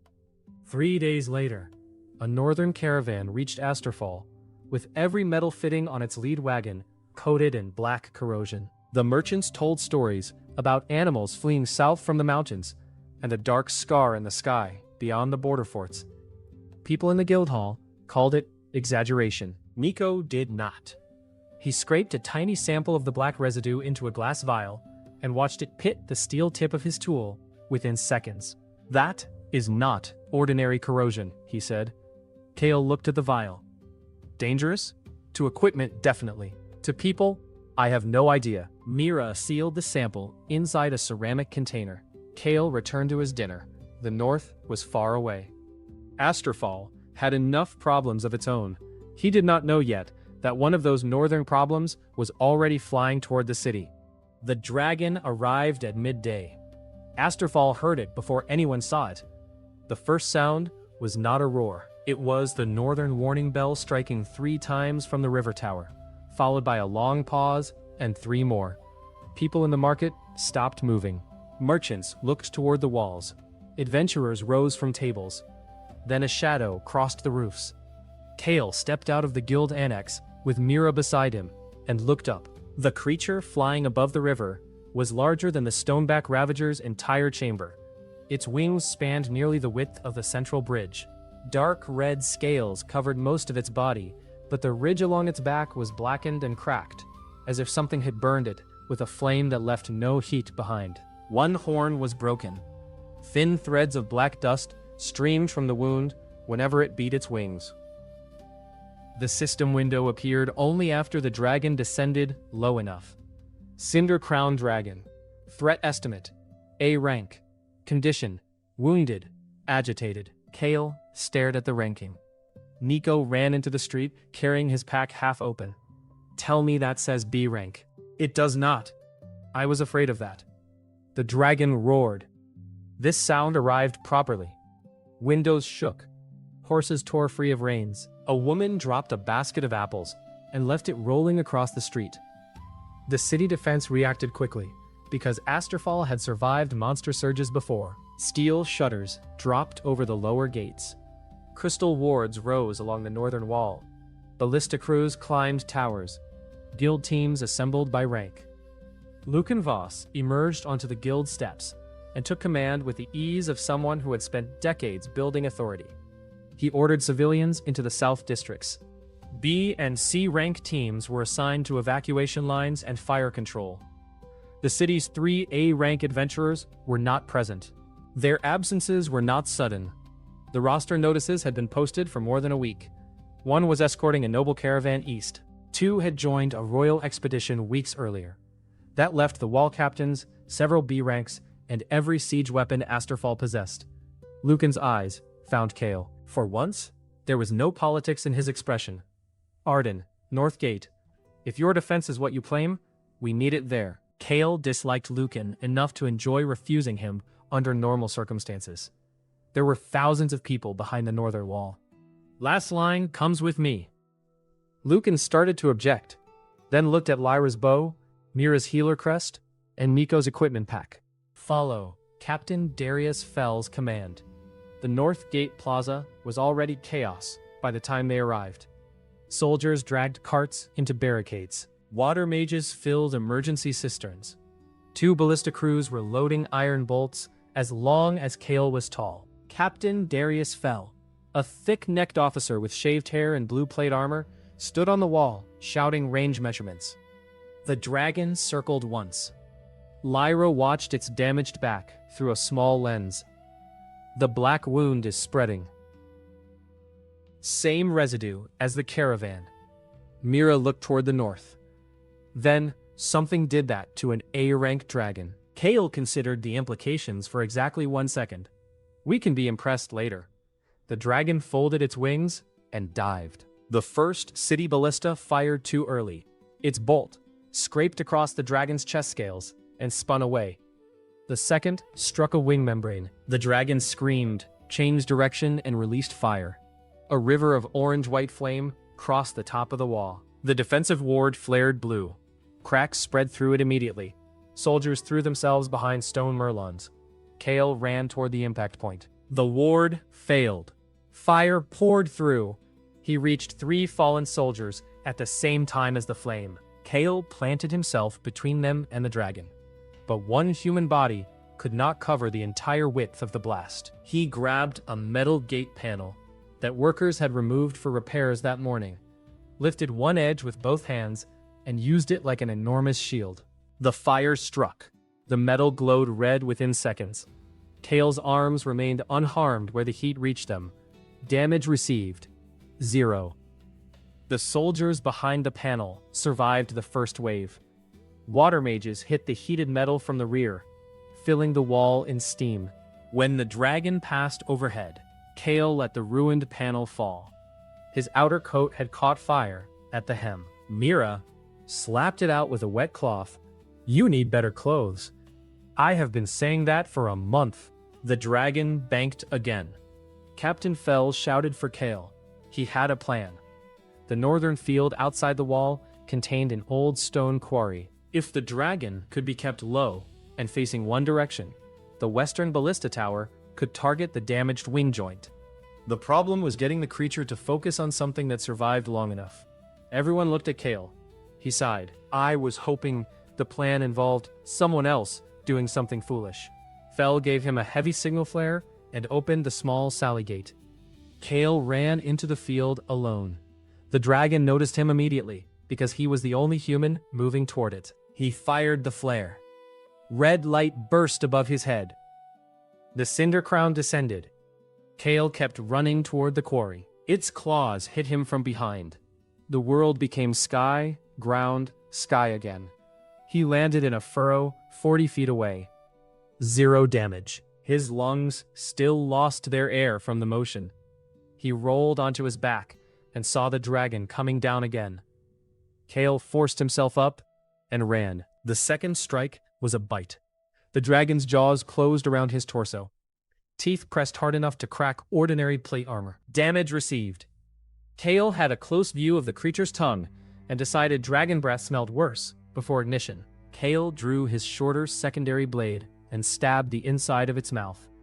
This time his improved strength mattered. The blade penetrated softer tissue. The dragon jerked its head and threw him. Kael hit the quarry slope. The dragon followed, exactly where Captain Fell wanted it. The western ballista fired. The iron bolt struck the damaged wing joint. It did not penetrate fully, but it tore through an existing black crack. The dragon shrieked and crashed into the quarry floor. Soldiers on the wall cheered too soon. The beast rose. Black residue spilled from the wound like ash. The stone where it landed began crumbling around the dust. Kael noticed that immediately. The dragon was not merely wounded. Something in the north had contaminated it. Lyra's voice, carried through a communication crystal, clipped to his collar. The black material is eating the bolt. Get away from the wound. He looked at the dragon. I am the designated thing that does not get away. Your sword is not invulnerable. That was true. Kael kept his distance from the black residue and focused on the other side of the creature. The dragon charged him across the quarry. Kael could survive the hit. The quarry wall behind him could not. If the dragon broke through that slope, it would have a direct line toward the lower houses beyond the north gate. The dragon corrected. Kael changed direction again, leading it deeper toward the excavation pit. The creature learned faster than the Ravager had. It stopped chasing his body and used its tail to sweep the ground. The strike caught Kael's legs. 0 damage. He flew into a stack of old stone blocks. The dragon ignored him and turned toward the wall. Kael had lost its attention. He ran after it, but the difference in speed was enormous. Lyra, make it angry. Working on it. An arrow struck the dragon's broken horn. The creature turned its head toward the wall tower where Lyra stood. That was worse. Kael saw the chest scales brighten. It was about to breathe fire directly at her position. He needed to cross 40 meters faster than his legs allowed. The quarry still contained an old counterweight transfer arm, once used to sling cut stone across the deep excavation to loading carts on the lower track. It was closer to an industrial catapult than a siege engine, and Nico was standing beside it with 2 engineers. Kael pointed. Nico's eyes widened behind his goggles. Absolutely not. Kael kept running toward the launcher. Do it. That machine throws rocks. Today it throws me. The engineers did not wait for the philosophical debate. Kael climbed onto the reinforced cradle. Nico yanked the release. The counterweight dropped. Kael discovered that invulnerability did not remove the unpleasant sensation of acceleration. He flew across the quarry like a badly designed siege weapon. The dragon opened its mouth. Kael struck the side of its neck before the fire released. His impact was nowhere near enough to injure an A-rank dragon seriously, but a full human body arriving at that speed shifted the head several degrees. The breath attack missed Lyra's tower. It carved a burning line across empty stone instead. Kael bounced off the dragon, hit the quarry floor, rolled twice, and stood. 0 damage. Nico's voice crackled through the communication crystal. Are you alive? Yes. How was it? Kael looked at the launcher in the distance. Next time, add a cushion. The dragon came at him again. This time, Kael did not need to chase its attention. The next several minutes became a contest between the creature's overwhelming offense and Kael's growing ability to decide where that offense landed. He could not block the dragon physically. It outweighed him hundreds of times.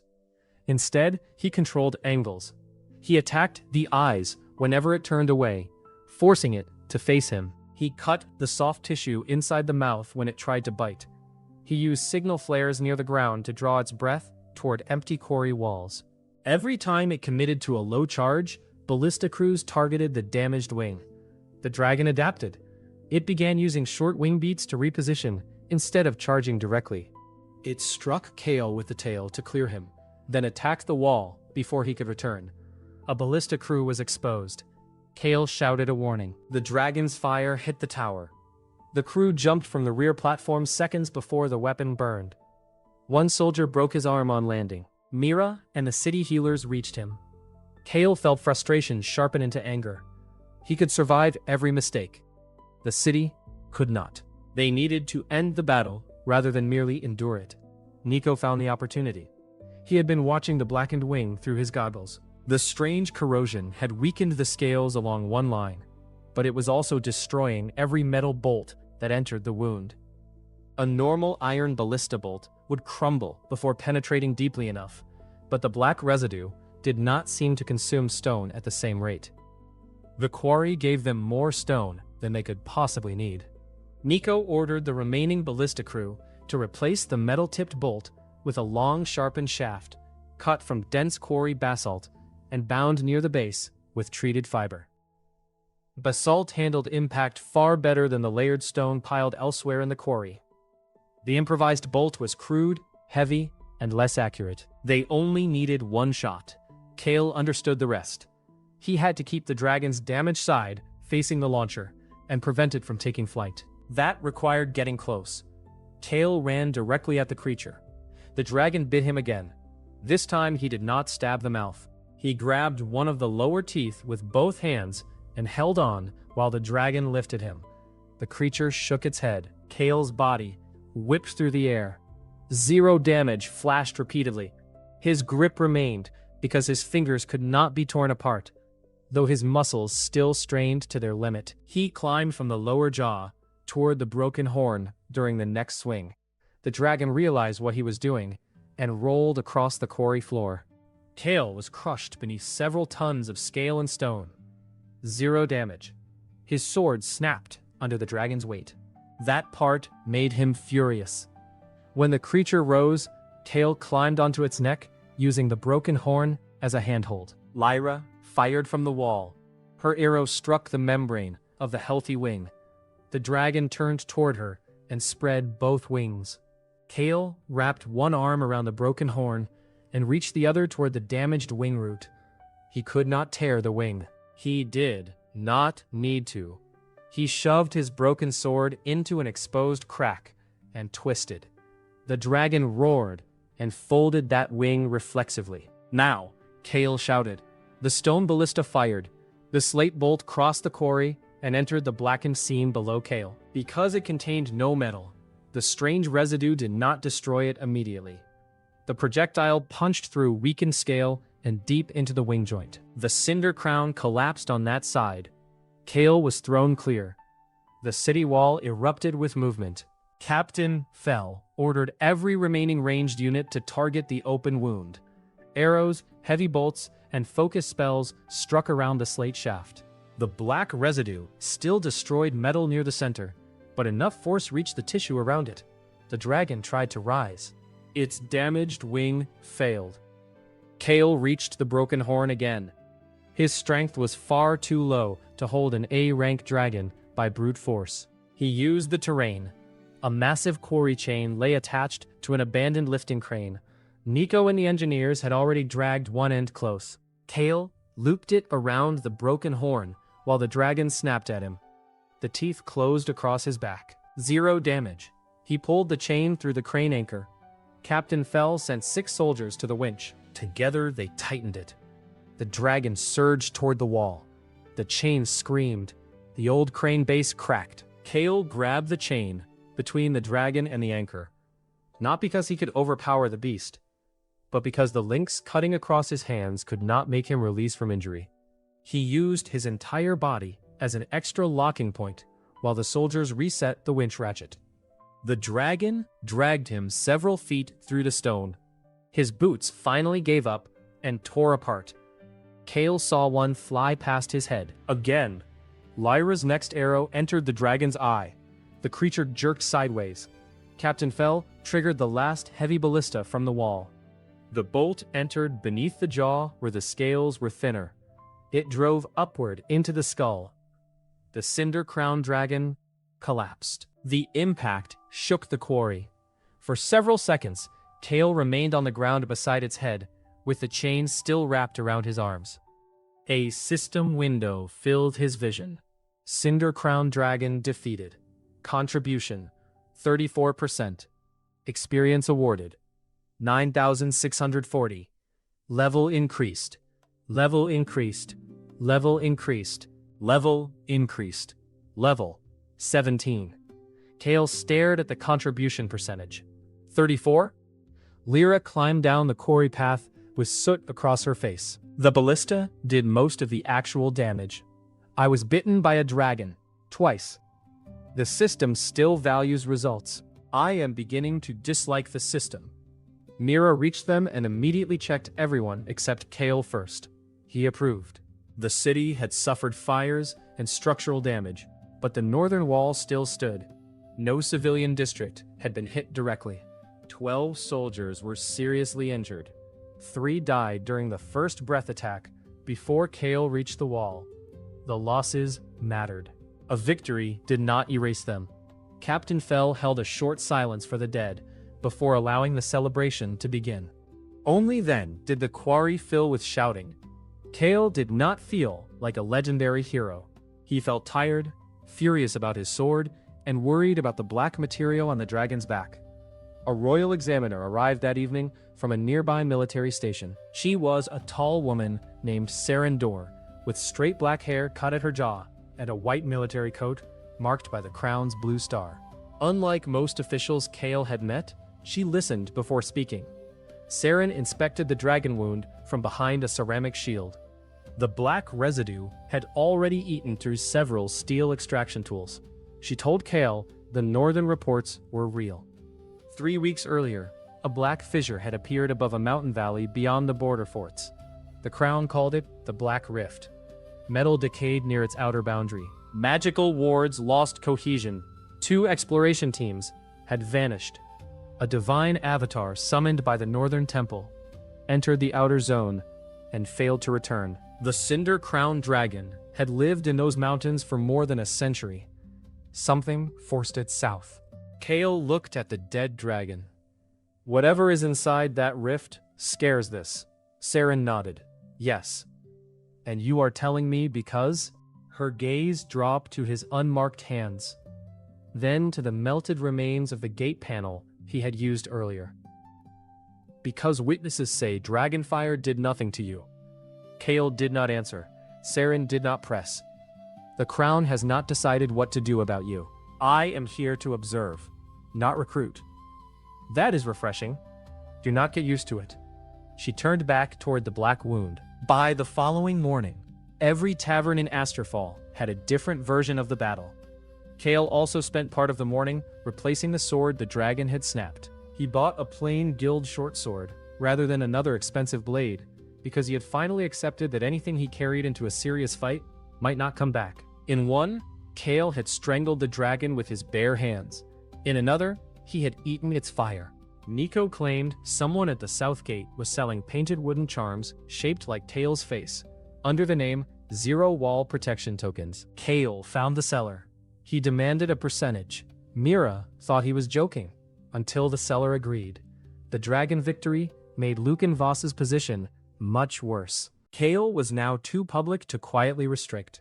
Captain Fell submitted a formal recommendation for B-rank defensive recognition, though Kael's overall rank remained D, pending additional mission requirements. Merchants wanted last-line contracts.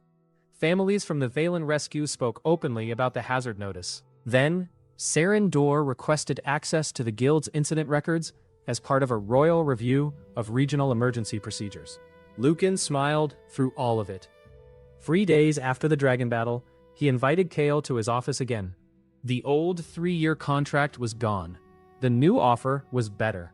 Direct partnership, a share of special mission revenue, private training grounds, freedom to choose assignments within broad limits. Kael read it carefully. The ownership clause had changed wording rather than purpose. The guild would still control official demonstrations of his defensive trait. Kael placed the document on the desk. Lucan's pale purple eyes remained calm. You are making enemies you do not understand. I understand at least one. Lucan stood and looked through the window toward the northern wall.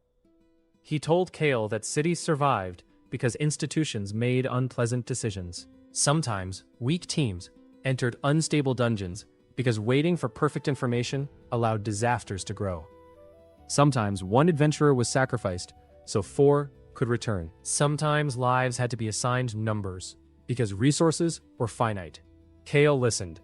He had spent his first life around spreadsheets and risk assessments. He did not object to numbers. He objected to the people doing the counting, lying about who paid the cost.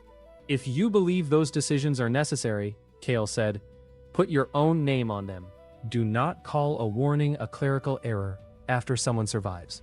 For the first time, Lucan's expression lost its pleasant shape, only briefly. Then it returned. Be careful, Kael Arden.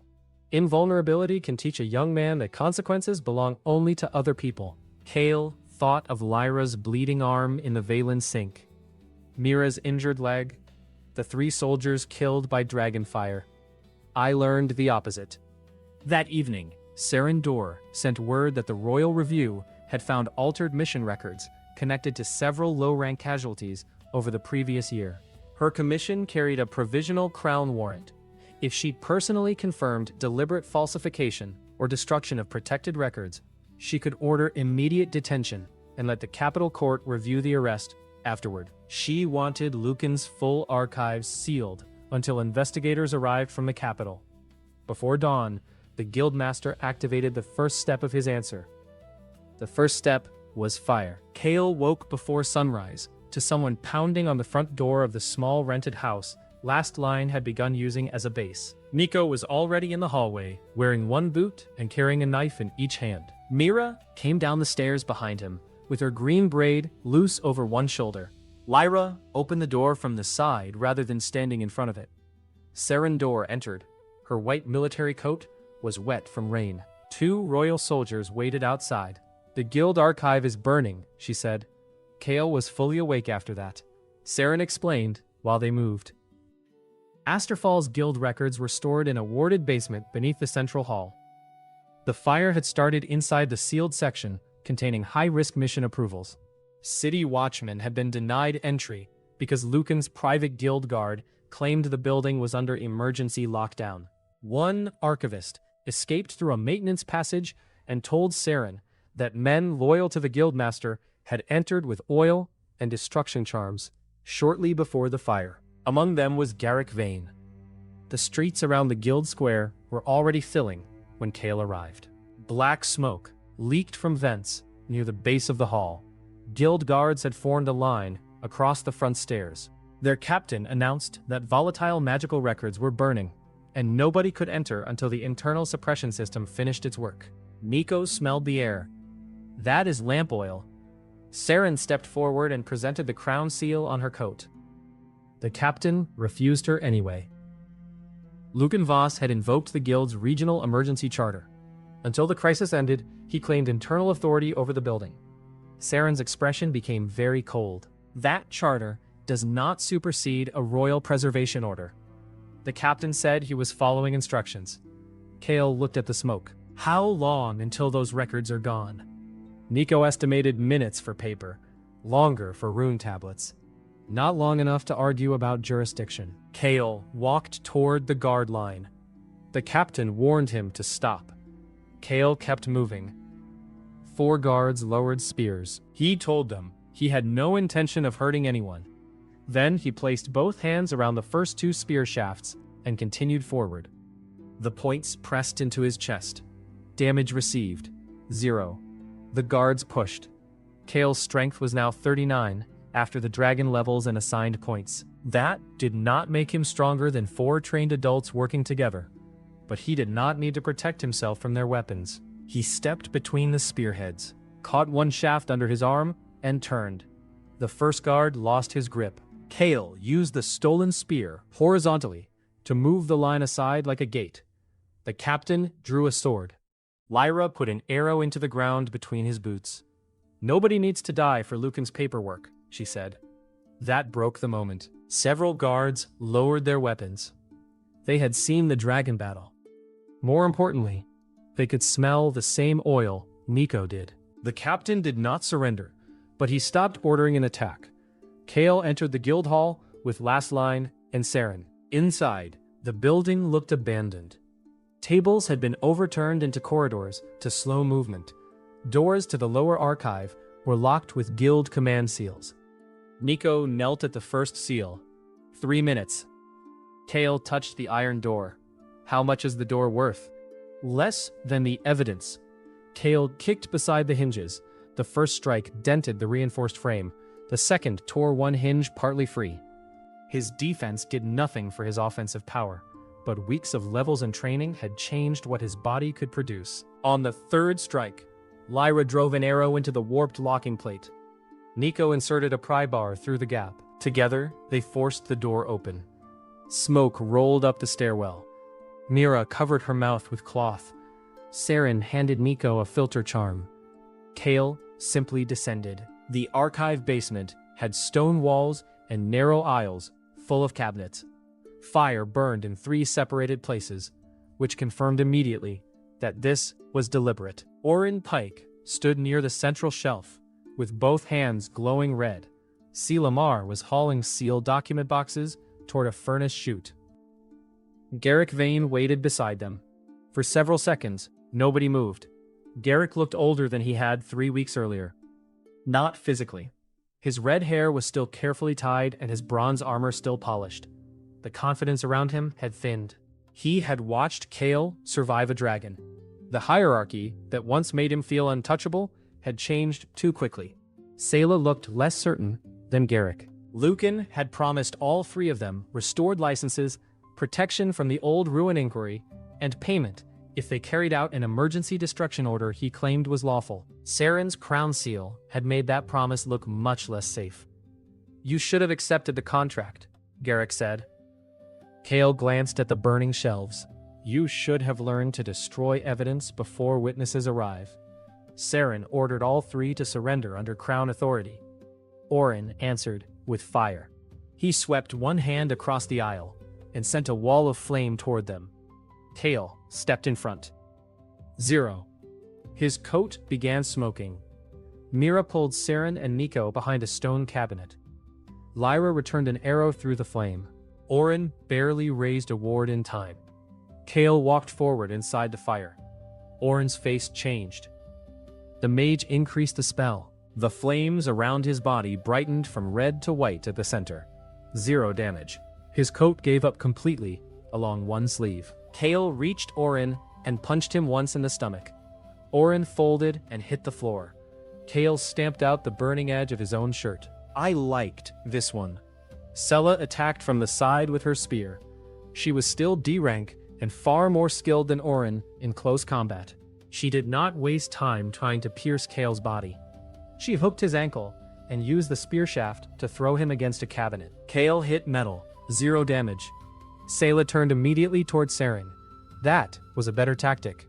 Lyra intercepted her. Spear and bow were poor weapons at close range, so Lyra abandoned the bow and drew a short curved knife. Sela's reach pushed her backward through the aisle. Kael recovered and cocked a spear shaft. Sayla released it before he could trap her, drew a side sword, and moved toward the furnace chute. She did not try to win. She tried to destroy the document box at her feet. Nico threw one of his tools. The small metal hook caught the box strap and dragged it away from the furnace opening. Sella lunged for it. Mira hit her with a healer's restraint pulse, a low-power spell designed to disrupt muscle movement in panicking patients. Against an experienced adventurer, it lasted less than a second. 1 second was enough. Lyra swept Sella's legs and held the knife against the back of her armor. "Stay down." Sella stayed down. Garrick remained. He drew his saber. Kael approached him through smoke. Their first bout had been close, because Garrick had more skill, and Kael barely understood how to use his defense. This time, Garrick attacked with everything from the first exchange. Red Current produced 3 mana cuts. Kael accepted the first against his shoulder. 0. He stepped through the second and caught Garrick's sword wrist. Garrick expected that. He rotated, struck Kael's elbow with his free hand, and tried to use the movement to escape. Kael remembered the technique.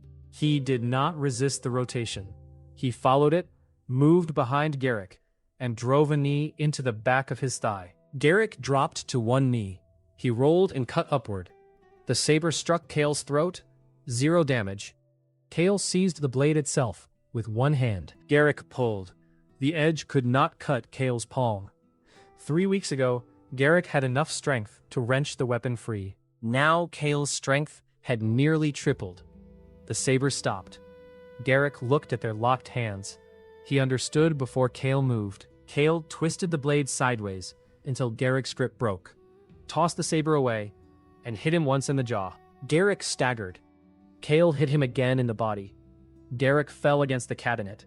He tried to rise. Kael placed one hand on his bronze shoulder guard and pushed him back down. There was no need for a long duel now. Garrick had not become weaker. Kael had become far harder to control, and strong enough to punish every opening his defense created. Garrick looked up at him through blood from a split lip. "You think this makes you better than me?" Kael glanced at the burning records. No. Leaving people to die made that comparison easy. Saren's soldiers entered the basement minutes later and restrained Garrick, Oren, and Sela. Nico and the archivists saved enough of the central records to matter. Several cabinets were destroyed, but the document box Garrick had guarded contained signed mission approvals. Lucan's name appeared repeatedly beside red hazard notices. The evidence was worse than Kael expected. The Guildmaster had not personally ordered every low-rank death. He had created a system that rewarded local officers for extracting rare materials before unstable dungeons closed. Teams with weak political connections were sent first because compensation for their deaths was cheap. Reports were revised afterward to describe changing conditions as unexpected. Garrick's party had benefited from that culture. They knew Kael's life would be treated as an acceptable loss. Saren sealed the recovered box. "This is enough to activate the provisional arrest warrant." A bell rang above them. Not the city warning bell. A deeper note rolled through the stone foundation. Mira looked toward the ceiling. "What is that?" Nico's face had gone pale. The patron bell. Every registered adventurer in Asterfall knew the name, even if few had heard it. The guild hall had been built around an older civic shrine. 3 centuries earlier, during a monster invasion, Asterfall's founders made a covenant with 3 divine patrons. The agreement left the city one emergency weapon, the seal of 3 patrons. It could designate a single target as a catastrophe-level threat and call one direct judgment from each patron. The seal required the Guildmaster's authority, one of Asterfall's 2 independent city ward keys, and the emergency reserve of the central shrine. The split authority was designed so the Guildmaster could not act alone, while a catastrophe could still be answered if one ward office was unreachable. Kael had assumed that meant Lucan was still blocked. Nico explained the problem quickly. Lucan controlled the Guildmaster key. One ward key belonged to the North Gate Captain. The other belonged to the Guild Treasury Office, inside the same complex. Under Emergency Finance Protocol, the Treasury Master could release that key with a countersigned order. Captain Fell would never cooperate. The Treasury Master had. Saren ran for the stairs. "If the seal has already accepted a target, can it be stopped?" Nico followed. Before final designation, yes. After that, only if the Guildmaster releases it. They reached the main hall as a second bell sounded. Outside, gold light spread across the sky above Asterfall. People in the square were looking upward. Lucan Voss stood on the roof balcony of the guild tower. A circular sigil floated behind him. Kael recognized the guild crest inside it, surrounded by 3 larger symbols. Saren stepped into the square and shouted for Lucan to stop. The Guildmaster's voice carried through amplification magic. He announced that Kael Arden had been connected to a widening chain of anomalies.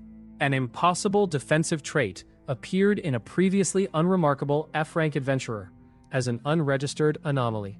An unstable dungeon transformed shortly afterward. A northern dragon contaminated by the Black Rift attacked the city and specifically focused on Kael. Now, Kael had violently breached the guild archive during an emergency lockdown. It was a clever collection of true events arranged into a lie. Lucan declared Kael a possible rift entity, wearing human form. The crowd reacted exactly as fear made people react. Several backed away from Kael. Others shouted that he had saved them from the dragon. Arguments broke across the square. Saren raised the royal seal and publicly rejected the accusation. She announced that Lucan was under investigation for destruction of evidence and misuse of guild authority. Lucan did not answer her. He looked at Kael. You wanted every decision to carry my name. This one does. Target designated. Kael Arden. Catastrophe judgment authorized. Nico swore softly. Saren ordered the square evacuated. Kael looked around. The guild hall stood at the center of a dense district. If a divine strike landed there with the force legends described, hundreds could die. Where does the attack hit? He asked. Nico understood the question. The target. Exactly the target. If I move, it follows until impact. Kael started walking toward the old stone plaza north of the guild hall, the widest open space in the district. Mira caught his arm. We do not know if your defense works against this. Kael looked at her hand. He did know one thing. If he stayed near the crowd, other people would learn the answer with him. Then, this is the best place to find out. He ran. City guards and last line cleared the path ahead. Kael reached the open plaza as the first symbol in the sky brightened. It looked like a sword. The god of war answered first. Clouds split above Asterfall. A golden blade descended through them point first, larger than the guild tower. Its surface carried lines of light that hurt ordinary eyes to look at. The air pressure alone broke windows around the plaza. Kael stood in the center. His instincts screamed at him to run, even though running would accomplish nothing. He thought briefly of the construction frame falling in his first life. That time he had moved because someone else needed him to. This time, everyone else was moving because he had stayed. The divine sword fell. It struck Kael. The plaza vanished inside gold light. Stone erupted upward. Nearby statues broke apart. A shockwave knocked soldiers from their feet outside the evacuation line. For several seconds, nobody could see the center. Kael heard a clean system tone inside the roar. Divine physical judgment detected. Damage received. 0. The pressure drove him into the ground until stone collapsed beneath his boots. The divine impact buried him at the bottom of a deep crater. It did not injure him. When the light faded, Kael climbed through settling dust. His shirt was torn. His hair was full of gray powder. His amber eyes were watering from the debris. His HP had not changed. The square fell silent. Someone near the evacuation line laughed once from pure disbelief. Nico's voice followed from farther back. That is going on the team card. Mira shouted at him to focus. Kael looked up at Lucan. The guildmaster's face had finally lost control. The second symbol lit. This one was a sun. Saren yelled for everyone to increase distance. Temple priests around the district recognized the patron and started raising heat wards over nearby buildings. The sun goddess did not send ordinary fire. A column of white flame fell from a clear patch of sky. It touched the crater and spread across the stone like liquid daylight. Heat turned loose sand into glass. The remaining pieces of Kael's outer clothing blackened at the edges. The expensive fire-resistant underlayer he had purchased after the dragon battle lasted longer than ordinary cloth, which gave Kael about 1 second of ridiculous satisfaction. Worth every silver. Then the seams carbonized and the underlayer failed too. The flame intensified. Divine purification detected. 0. Mana channel damage. 0. Soul scorch damage. 0. The system treated every layer of the judgment the same way. Nothing entered. Kael raised one hand and looked at his skin through the white fire. It remained unmarked. On the guild roof, Lucan stepped backward. The second divine attack faded. The glassed crater reflected the morning sun. Most of Kael's clothing had been reduced to blackened scraps, which proved once again that his defense protected him, and not his equipment. A temple attendant at the evacuation line threw him a heavy gray fire cloak before anyone could turn the moment into a second public disaster. Kael wrapped it around himself. and remained standing in the center of the crater. The crowd no longer argued about whether he was human. They were too busy trying to understand what they had witnessed. Mira did not look amazed. She looked furious.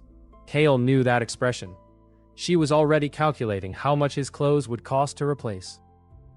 The third symbol appeared in the shape of a black bell, and temple priests began shouting warnings. The god of death did not need an explosion. The world became quiet. Kael heard the real city around him disappear under a deeper sound, one low note that seemed to come from inside his chest, rather than the air. A system window appeared. Divine execution detected. Forced soul separation in progress. For the first time since rebirth, Kael felt something touch the boundary of the protection, rather than simply striking his body. Cold pressure closed around his awareness. The plaza blurred. He saw the dark shape of the guild tower. Then the rain-wet road from his first life. Then the little boy in the yellow coat turning as steel fell. The sensation was not pain, but a powerful pull, as if something vast wanted the part of him that had crossed from one life into another. Kael's hands tightened. He could not swing a sword at it. He could not step aside. He could only wait for the number that had defined every impossible moment since the Ravager. The system tone sounded. Hostile soul effect negated. Damage received. The cold pressure vanished. Sound returned to the city all at once. Kael drew a breath. 3 divine judgments had landed. His HP remained full. Luke and Voss stared down from the tower. Kael climbed out of the crater. "Is that all?" he called. His voice did not need amplification. The square had become quiet enough to carry it. Lucan turned and disappeared from the balcony. Kael started toward the guild hall. A city guard at the evacuation line offered him a spare short sword. Kael took it because his own weapon had been ruined during the judgments, along with the rest of his equipment. Mira tightened the borrowed fire cloak around his shoulders and told him she was billing the city for the next set of clothes. The final human fight lasted less than 5 minutes. Lucan had once been an A-rank combat mage, but that had been more than a decade earlier. He had not taken a field contract in 11 years, and maintaining the final designation through 3 divine judgments had scorched his personal mana channels, even though the Covenant itself drew power from the Shrine Reserve. He was exhausted, older, and still dangerous. When Kael reached the upper tower, Lucan met him inside the Covenant chamber, wearing a ceremonial combat mantle covered in silver runes. Saren, Lyra, and 2 city officers entered behind Kael. Lucan raised both hands. A pressure spell hit Kael like a moving wall. He flew backward through a wooden partition. 0 damage. Lucan did not waste another spell trying to injure him. He collapsed the doorway with stone magic, separating Kael from the others, then created layered force barriers through the chamber. It was intelligent. Lucan had understood the same truth Bran taught Kael weeks earlier. If damage failed, control the space. The Guildmaster retreated toward a private exit, while walls of transparent force divided the room. Kael struck the first barrier with his sword. The blade bounced. Lucan was buying time to escape, not trying to kill him. Kael looked at the barrier anchors. 3 silver rune plates were embedded in the floor around each wall. He could not cut the magical field. He could step on the plate. The rune released a defensive shock, designed to throw intruders away. Kael planted both feet over it. The shock activated continuously. 0 damage flashed again and again, while force pushed against him. Instead of moving away, Kael drove his sword point beneath the plate's edge and used the weapon as a lever. His muscles strained. The plate rose slightly. The barrier flickered. Kael kicked the exposed side. The rune plate tore free from the floor. The force wall vanished. Lucan's face tightened. He created another barrier and dropped the sealing stones behind it.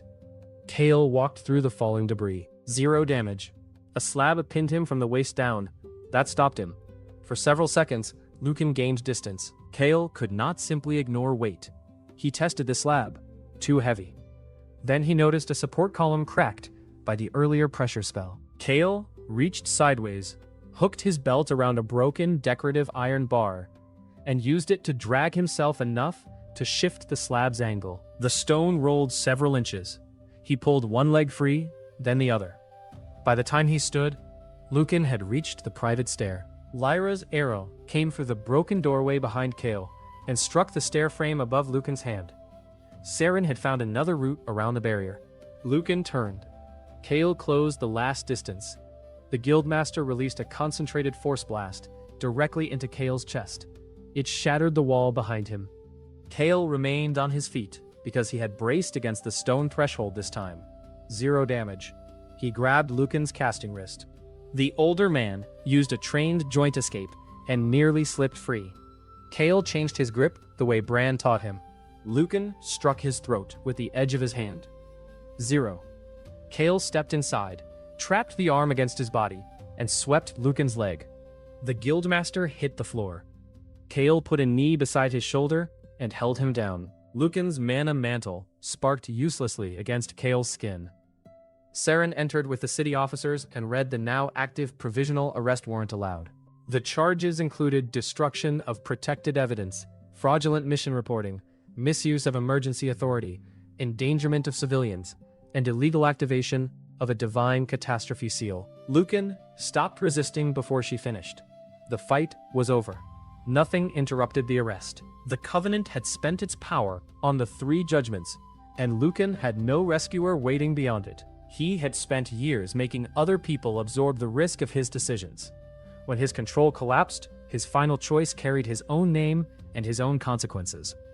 The next 2 weeks changed Asterfall more quietly than the dragon had. Lucan's deputies were removed while the Crown audited mission records. Several clerks were charged. Others were cleared after records showed they had objected or lacked authority to change assignments. Captain Fell took temporary control of the Guild's emergency division until a new Guildmaster could be elected under Crown supervision. Derek, Oren, and Sella lost their licenses pending trial. Derek also faced charges for deliberately injuring Kael during the original Ruin mission, after Sella changed her testimony. She did not do it from sudden virtue. Among the saved papers was the contingency order Lucan had prepared before the fire. If the archive operation was exposed, Guild guards were to arrest Derek, Oren, and Sella as rogue arsonists acting without authorization. Lucan had promised them protection while preparing a signed document that made them the entire crime. Saren showed Sella both orders side by side. Sella decided loyalty had limits. Kael found that painfully appropriate. The families of adventurers who had died on altered missions received compensation from seized guild reserves. Money did not repair the losses, but at least the institution could no longer price those lives as 0 and keep the savings. Saren also gave Lyra a recovered copy of the hazard update connected to her old team's final mission. The notice had reached the guild 53 minutes before deployment and had been suppressed under the same profit policy. Lyra read it once, folded it carefully, and spent the next afternoon visiting the families of the people who had died with her. She did not become more talkative afterward, but she stopped treating that loss as an unanswered accident. The 3 temples demanded access to the Covenant logs after learning that their patron's judgments had struck a human being and failed to injure him.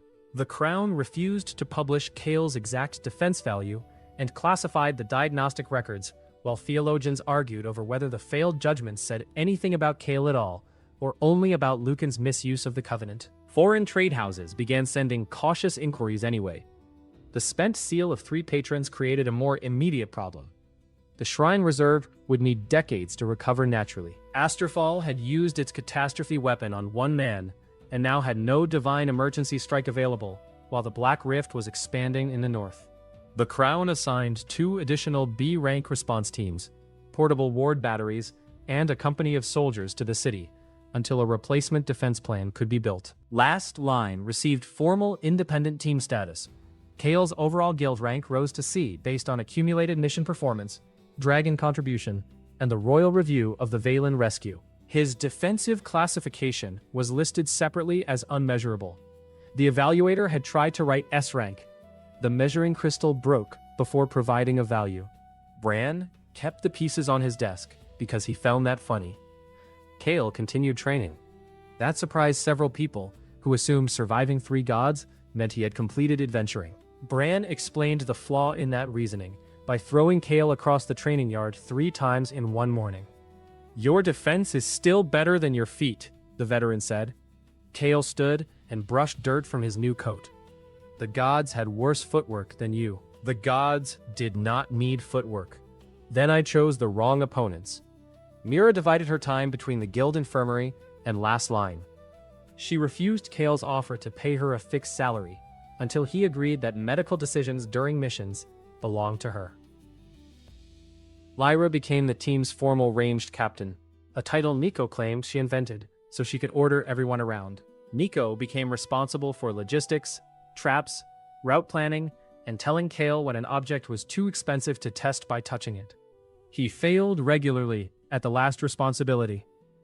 The city's emergency bounty rules made the dragon battle the first truly large payment of Kael's new life. The corpse itself became city property for repairs and research, but verified contributors received material credits after the reconstruction levy.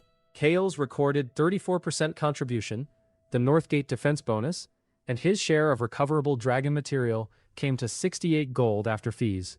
Last Line divided its separate team payments according to the percentages they had agreed on before the battle. A modest 2-story home near the West Market cost Kael 26 gold, expensive by ordinary worker standards, but far below noble property. It had a small courtyard, a kitchen large enough for 4 people, and a reinforced equipment room Nico insisted was essential. The first thing Kael bought for the house was a proper bed.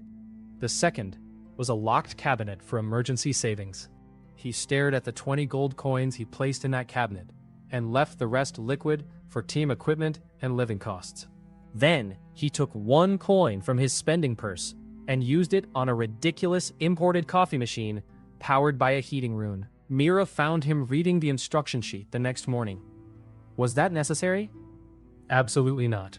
That is why I bought it. For the first time in either life, Kael had enough stability to enjoy something before he had solved every possible future problem. After the dragon payment, his smaller income came from guild rewards, independent contracts, and a surprisingly profitable share of the wooden zero-wall charms. He made Nico negotiate the merchandising agreement after discovering that the scout enjoyed arguing about percentages. The seller eventually expanded into shirts. Kael refused to wear one with his own face. Nico bought 2. The quiet celebration came 12 days after Lucan's arrest. Last Line gathered at Kael's house after sunset. Lyra brought smoked riverfish. Mira brought a bottle of plum wine.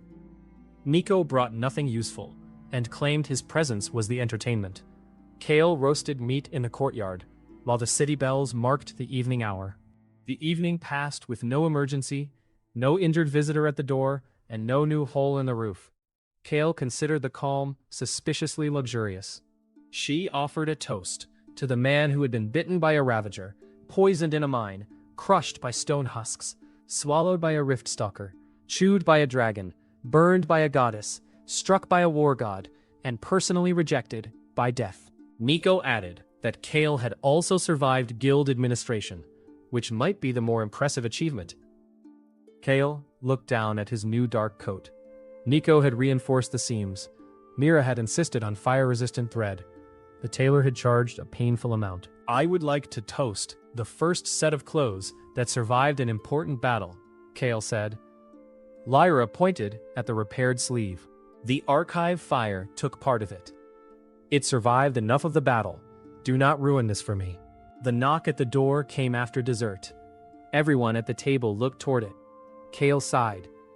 I knew the peaceful evening was suspicious. The visitor was Seren Dor. She was no longer wearing the rain-soaked field coat from the morning of Lucan's arrest. Her uniform was clean, and she carried a flat document case rather than anything hazardous.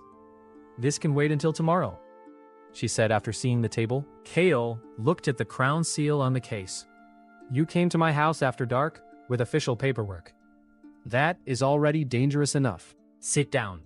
Seren accepted a cup of tea and told them the Crown's Northern Command had received a physical sample from the Black Rift. The sample itself was locked inside a ceramic containment cell at the West Military Station under a standing evacuation ward. She had not been reckless enough to carry it through a residential district. Since the dragon attack, the fissure had expanded by nearly a mile. The outer zone was now uninhabitable. Steel corroded within minutes. Common enchantments failed.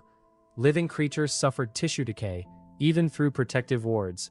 3 high-ranked teams had entered the first zone with specialized ceramic equipment. 2 returned after less than 10 minutes. The third vanished. The Northern Temple confirmed something worse. The divine avatar that entered weeks earlier had not simply disappeared from communication. Its anchor had been destroyed. Whatever happened inside the rift could damage a manifested fragment of a god strongly enough to break its connection to the temple. Nico stopped smiling. Mira looked at Kael. Saren said the crown wanted to test the sample against Kael's defense the following morning, under controlled conditions. He was free to refuse. Kael appreciated those last 4 words more than the royal examiner probably realized. He agreed to one controlled test. The next morning, Last Line entered the West Station's containment yard. The test area had ceramic facing over the floor and walls, no exposed metal within 10 meters, 2 healers outside the barrier, and a drainage trench filled with inert sand. Saren made everyone sign the procedure before the inner cell was opened. Mira read it twice. Inside the cell lay a shard of black material, no longer than Kael's thumb. It did not shine. Light seemed to fade slightly around its surface. The shard rested on a ceramic tray, because ceramic lasted longer than metal near it. For the first demonstration, Saren used ceramic tongs to place an ordinary steel spoon beside the shard. Dark lines appeared across the spoon almost immediately. The metal became brittle. Within half a minute, the bowl collapsed into gray-black powder. Nico watched through his copper goggles from behind the marked line. That rate is faster than the residue on the caravan. This came from inside the first boundary, Saren said. Kael looked at the shard. And now you ought to know what it does to me. Saren nodded. Only if you still consent. Mira caught Kael's wrist before he reached forward. 1 second at first. Saren used ceramic tongs to place the black shard in Kael's palm. The material felt cold, and a system window appeared. Unknown destructive field detected. Physical decay damage, 0. Mana erosion damage, 0. Soul erosion damage, 0. Kael held the shard for 1 second. Mira checked his hand. Then 5. Then 10. Nothing happened, and his skin remained smooth. The shard did not mark him. Damage received, 0. Mira released his wrist. Nico stared at the system reading. Kael repeated aloud, "The thing that killed a divine avatar does 0 to you." Apparently, only after the shard was sealed back inside the containment cell did Saren unfold a map on a ceramic planning table. The Black Rift lay far beyond Asterfall, north of 3 forts and an entire mountain province. The marked outer zone already covered several valleys. Beyond it, cartographers had drawn only a dark circle because no expedition had returned with reliable information from deeper inside. A line of red marks showed abandoned settlements. Another showed the last known route of the missing royal team. Saren did not ask Kael to leave for the rift immediately. She explained what the crown knew, what it did not know, and what support could be offered if Last Line chose to participate in a future expedition. Kael listened to all of it. 7 weeks earlier, he had awakened on a dungeon floor with 1 HP, a broken sword, and 3 people running away while a monster came to eat him. Now the crown had placed a piece of a region that destroyed legendary equipment and divine manifestations in a containment cell, because Kael's body was the only known thing it could not harm. The change was ridiculous enough that he almost laughed. He looked around the testing yard. Lyra was already studying the map routes. Nico had started listing equipment that could be made without metal. Mira was looking at him in the specific way that meant she would object if he volunteered before discussing medical logistics. Kael rested both hands on the edge of the ceramic planning table. "I am interested," he said. "I am not leaving today." Saren nodded. "I did not ask you to." "Good. I just bought a house. I would like to sleep in it for more than 12 days before entering a region that eats gods. Nico pointed toward the map. Also, we need ceramic buckles. Lyra looked at him. That is your first concern? If metal turns to dust? Yes. I would prefer our trousers remain a solved problem. Kael nodded with complete seriousness. Finally, someone understands my priorities. They discussed food storage, non-metal weapons, route options, the missing expedition, and whether the rift's effects grew stronger with depth. Nobody knew the final answer. They did know one thing. Asterfall was safe, for now. Luke and Voss had fallen. Garrick's group no longer controlled Kael's future. Last Line had its own status, its own money, its own choices, and a home to return to. Part of Kael wanted to keep all of that exactly as it was. Another part remembered the little boy in a yellow raincoat and the dying F-rank adventurer abandoned on stone. In both lives, danger had arrived whether he invited it or not. The difference now was that he could choose where to walk next. That evening, after the team returned to Kael's house, he stepped into the courtyard alone for a moment. The Black Shard remained locked at the West Station under Crown Guard. He opened his status window. Name, Kael Arden. Level, 17. Rank, C. 386 of 386. Strength, 39. Agility, 34. Endurance, 46. Mana, 9. Defense, 999-99999. The last number had not changed since the dungeon. It did not need to. Somewhere beyond the northern mountains waited a place that ruined armies, devoured magic, and destroyed divine avatars. Kael had already touched a piece of it. It had dealt 0 damage. He closed the window, went back inside, and finished the last piece of honeycake before Nico could find it.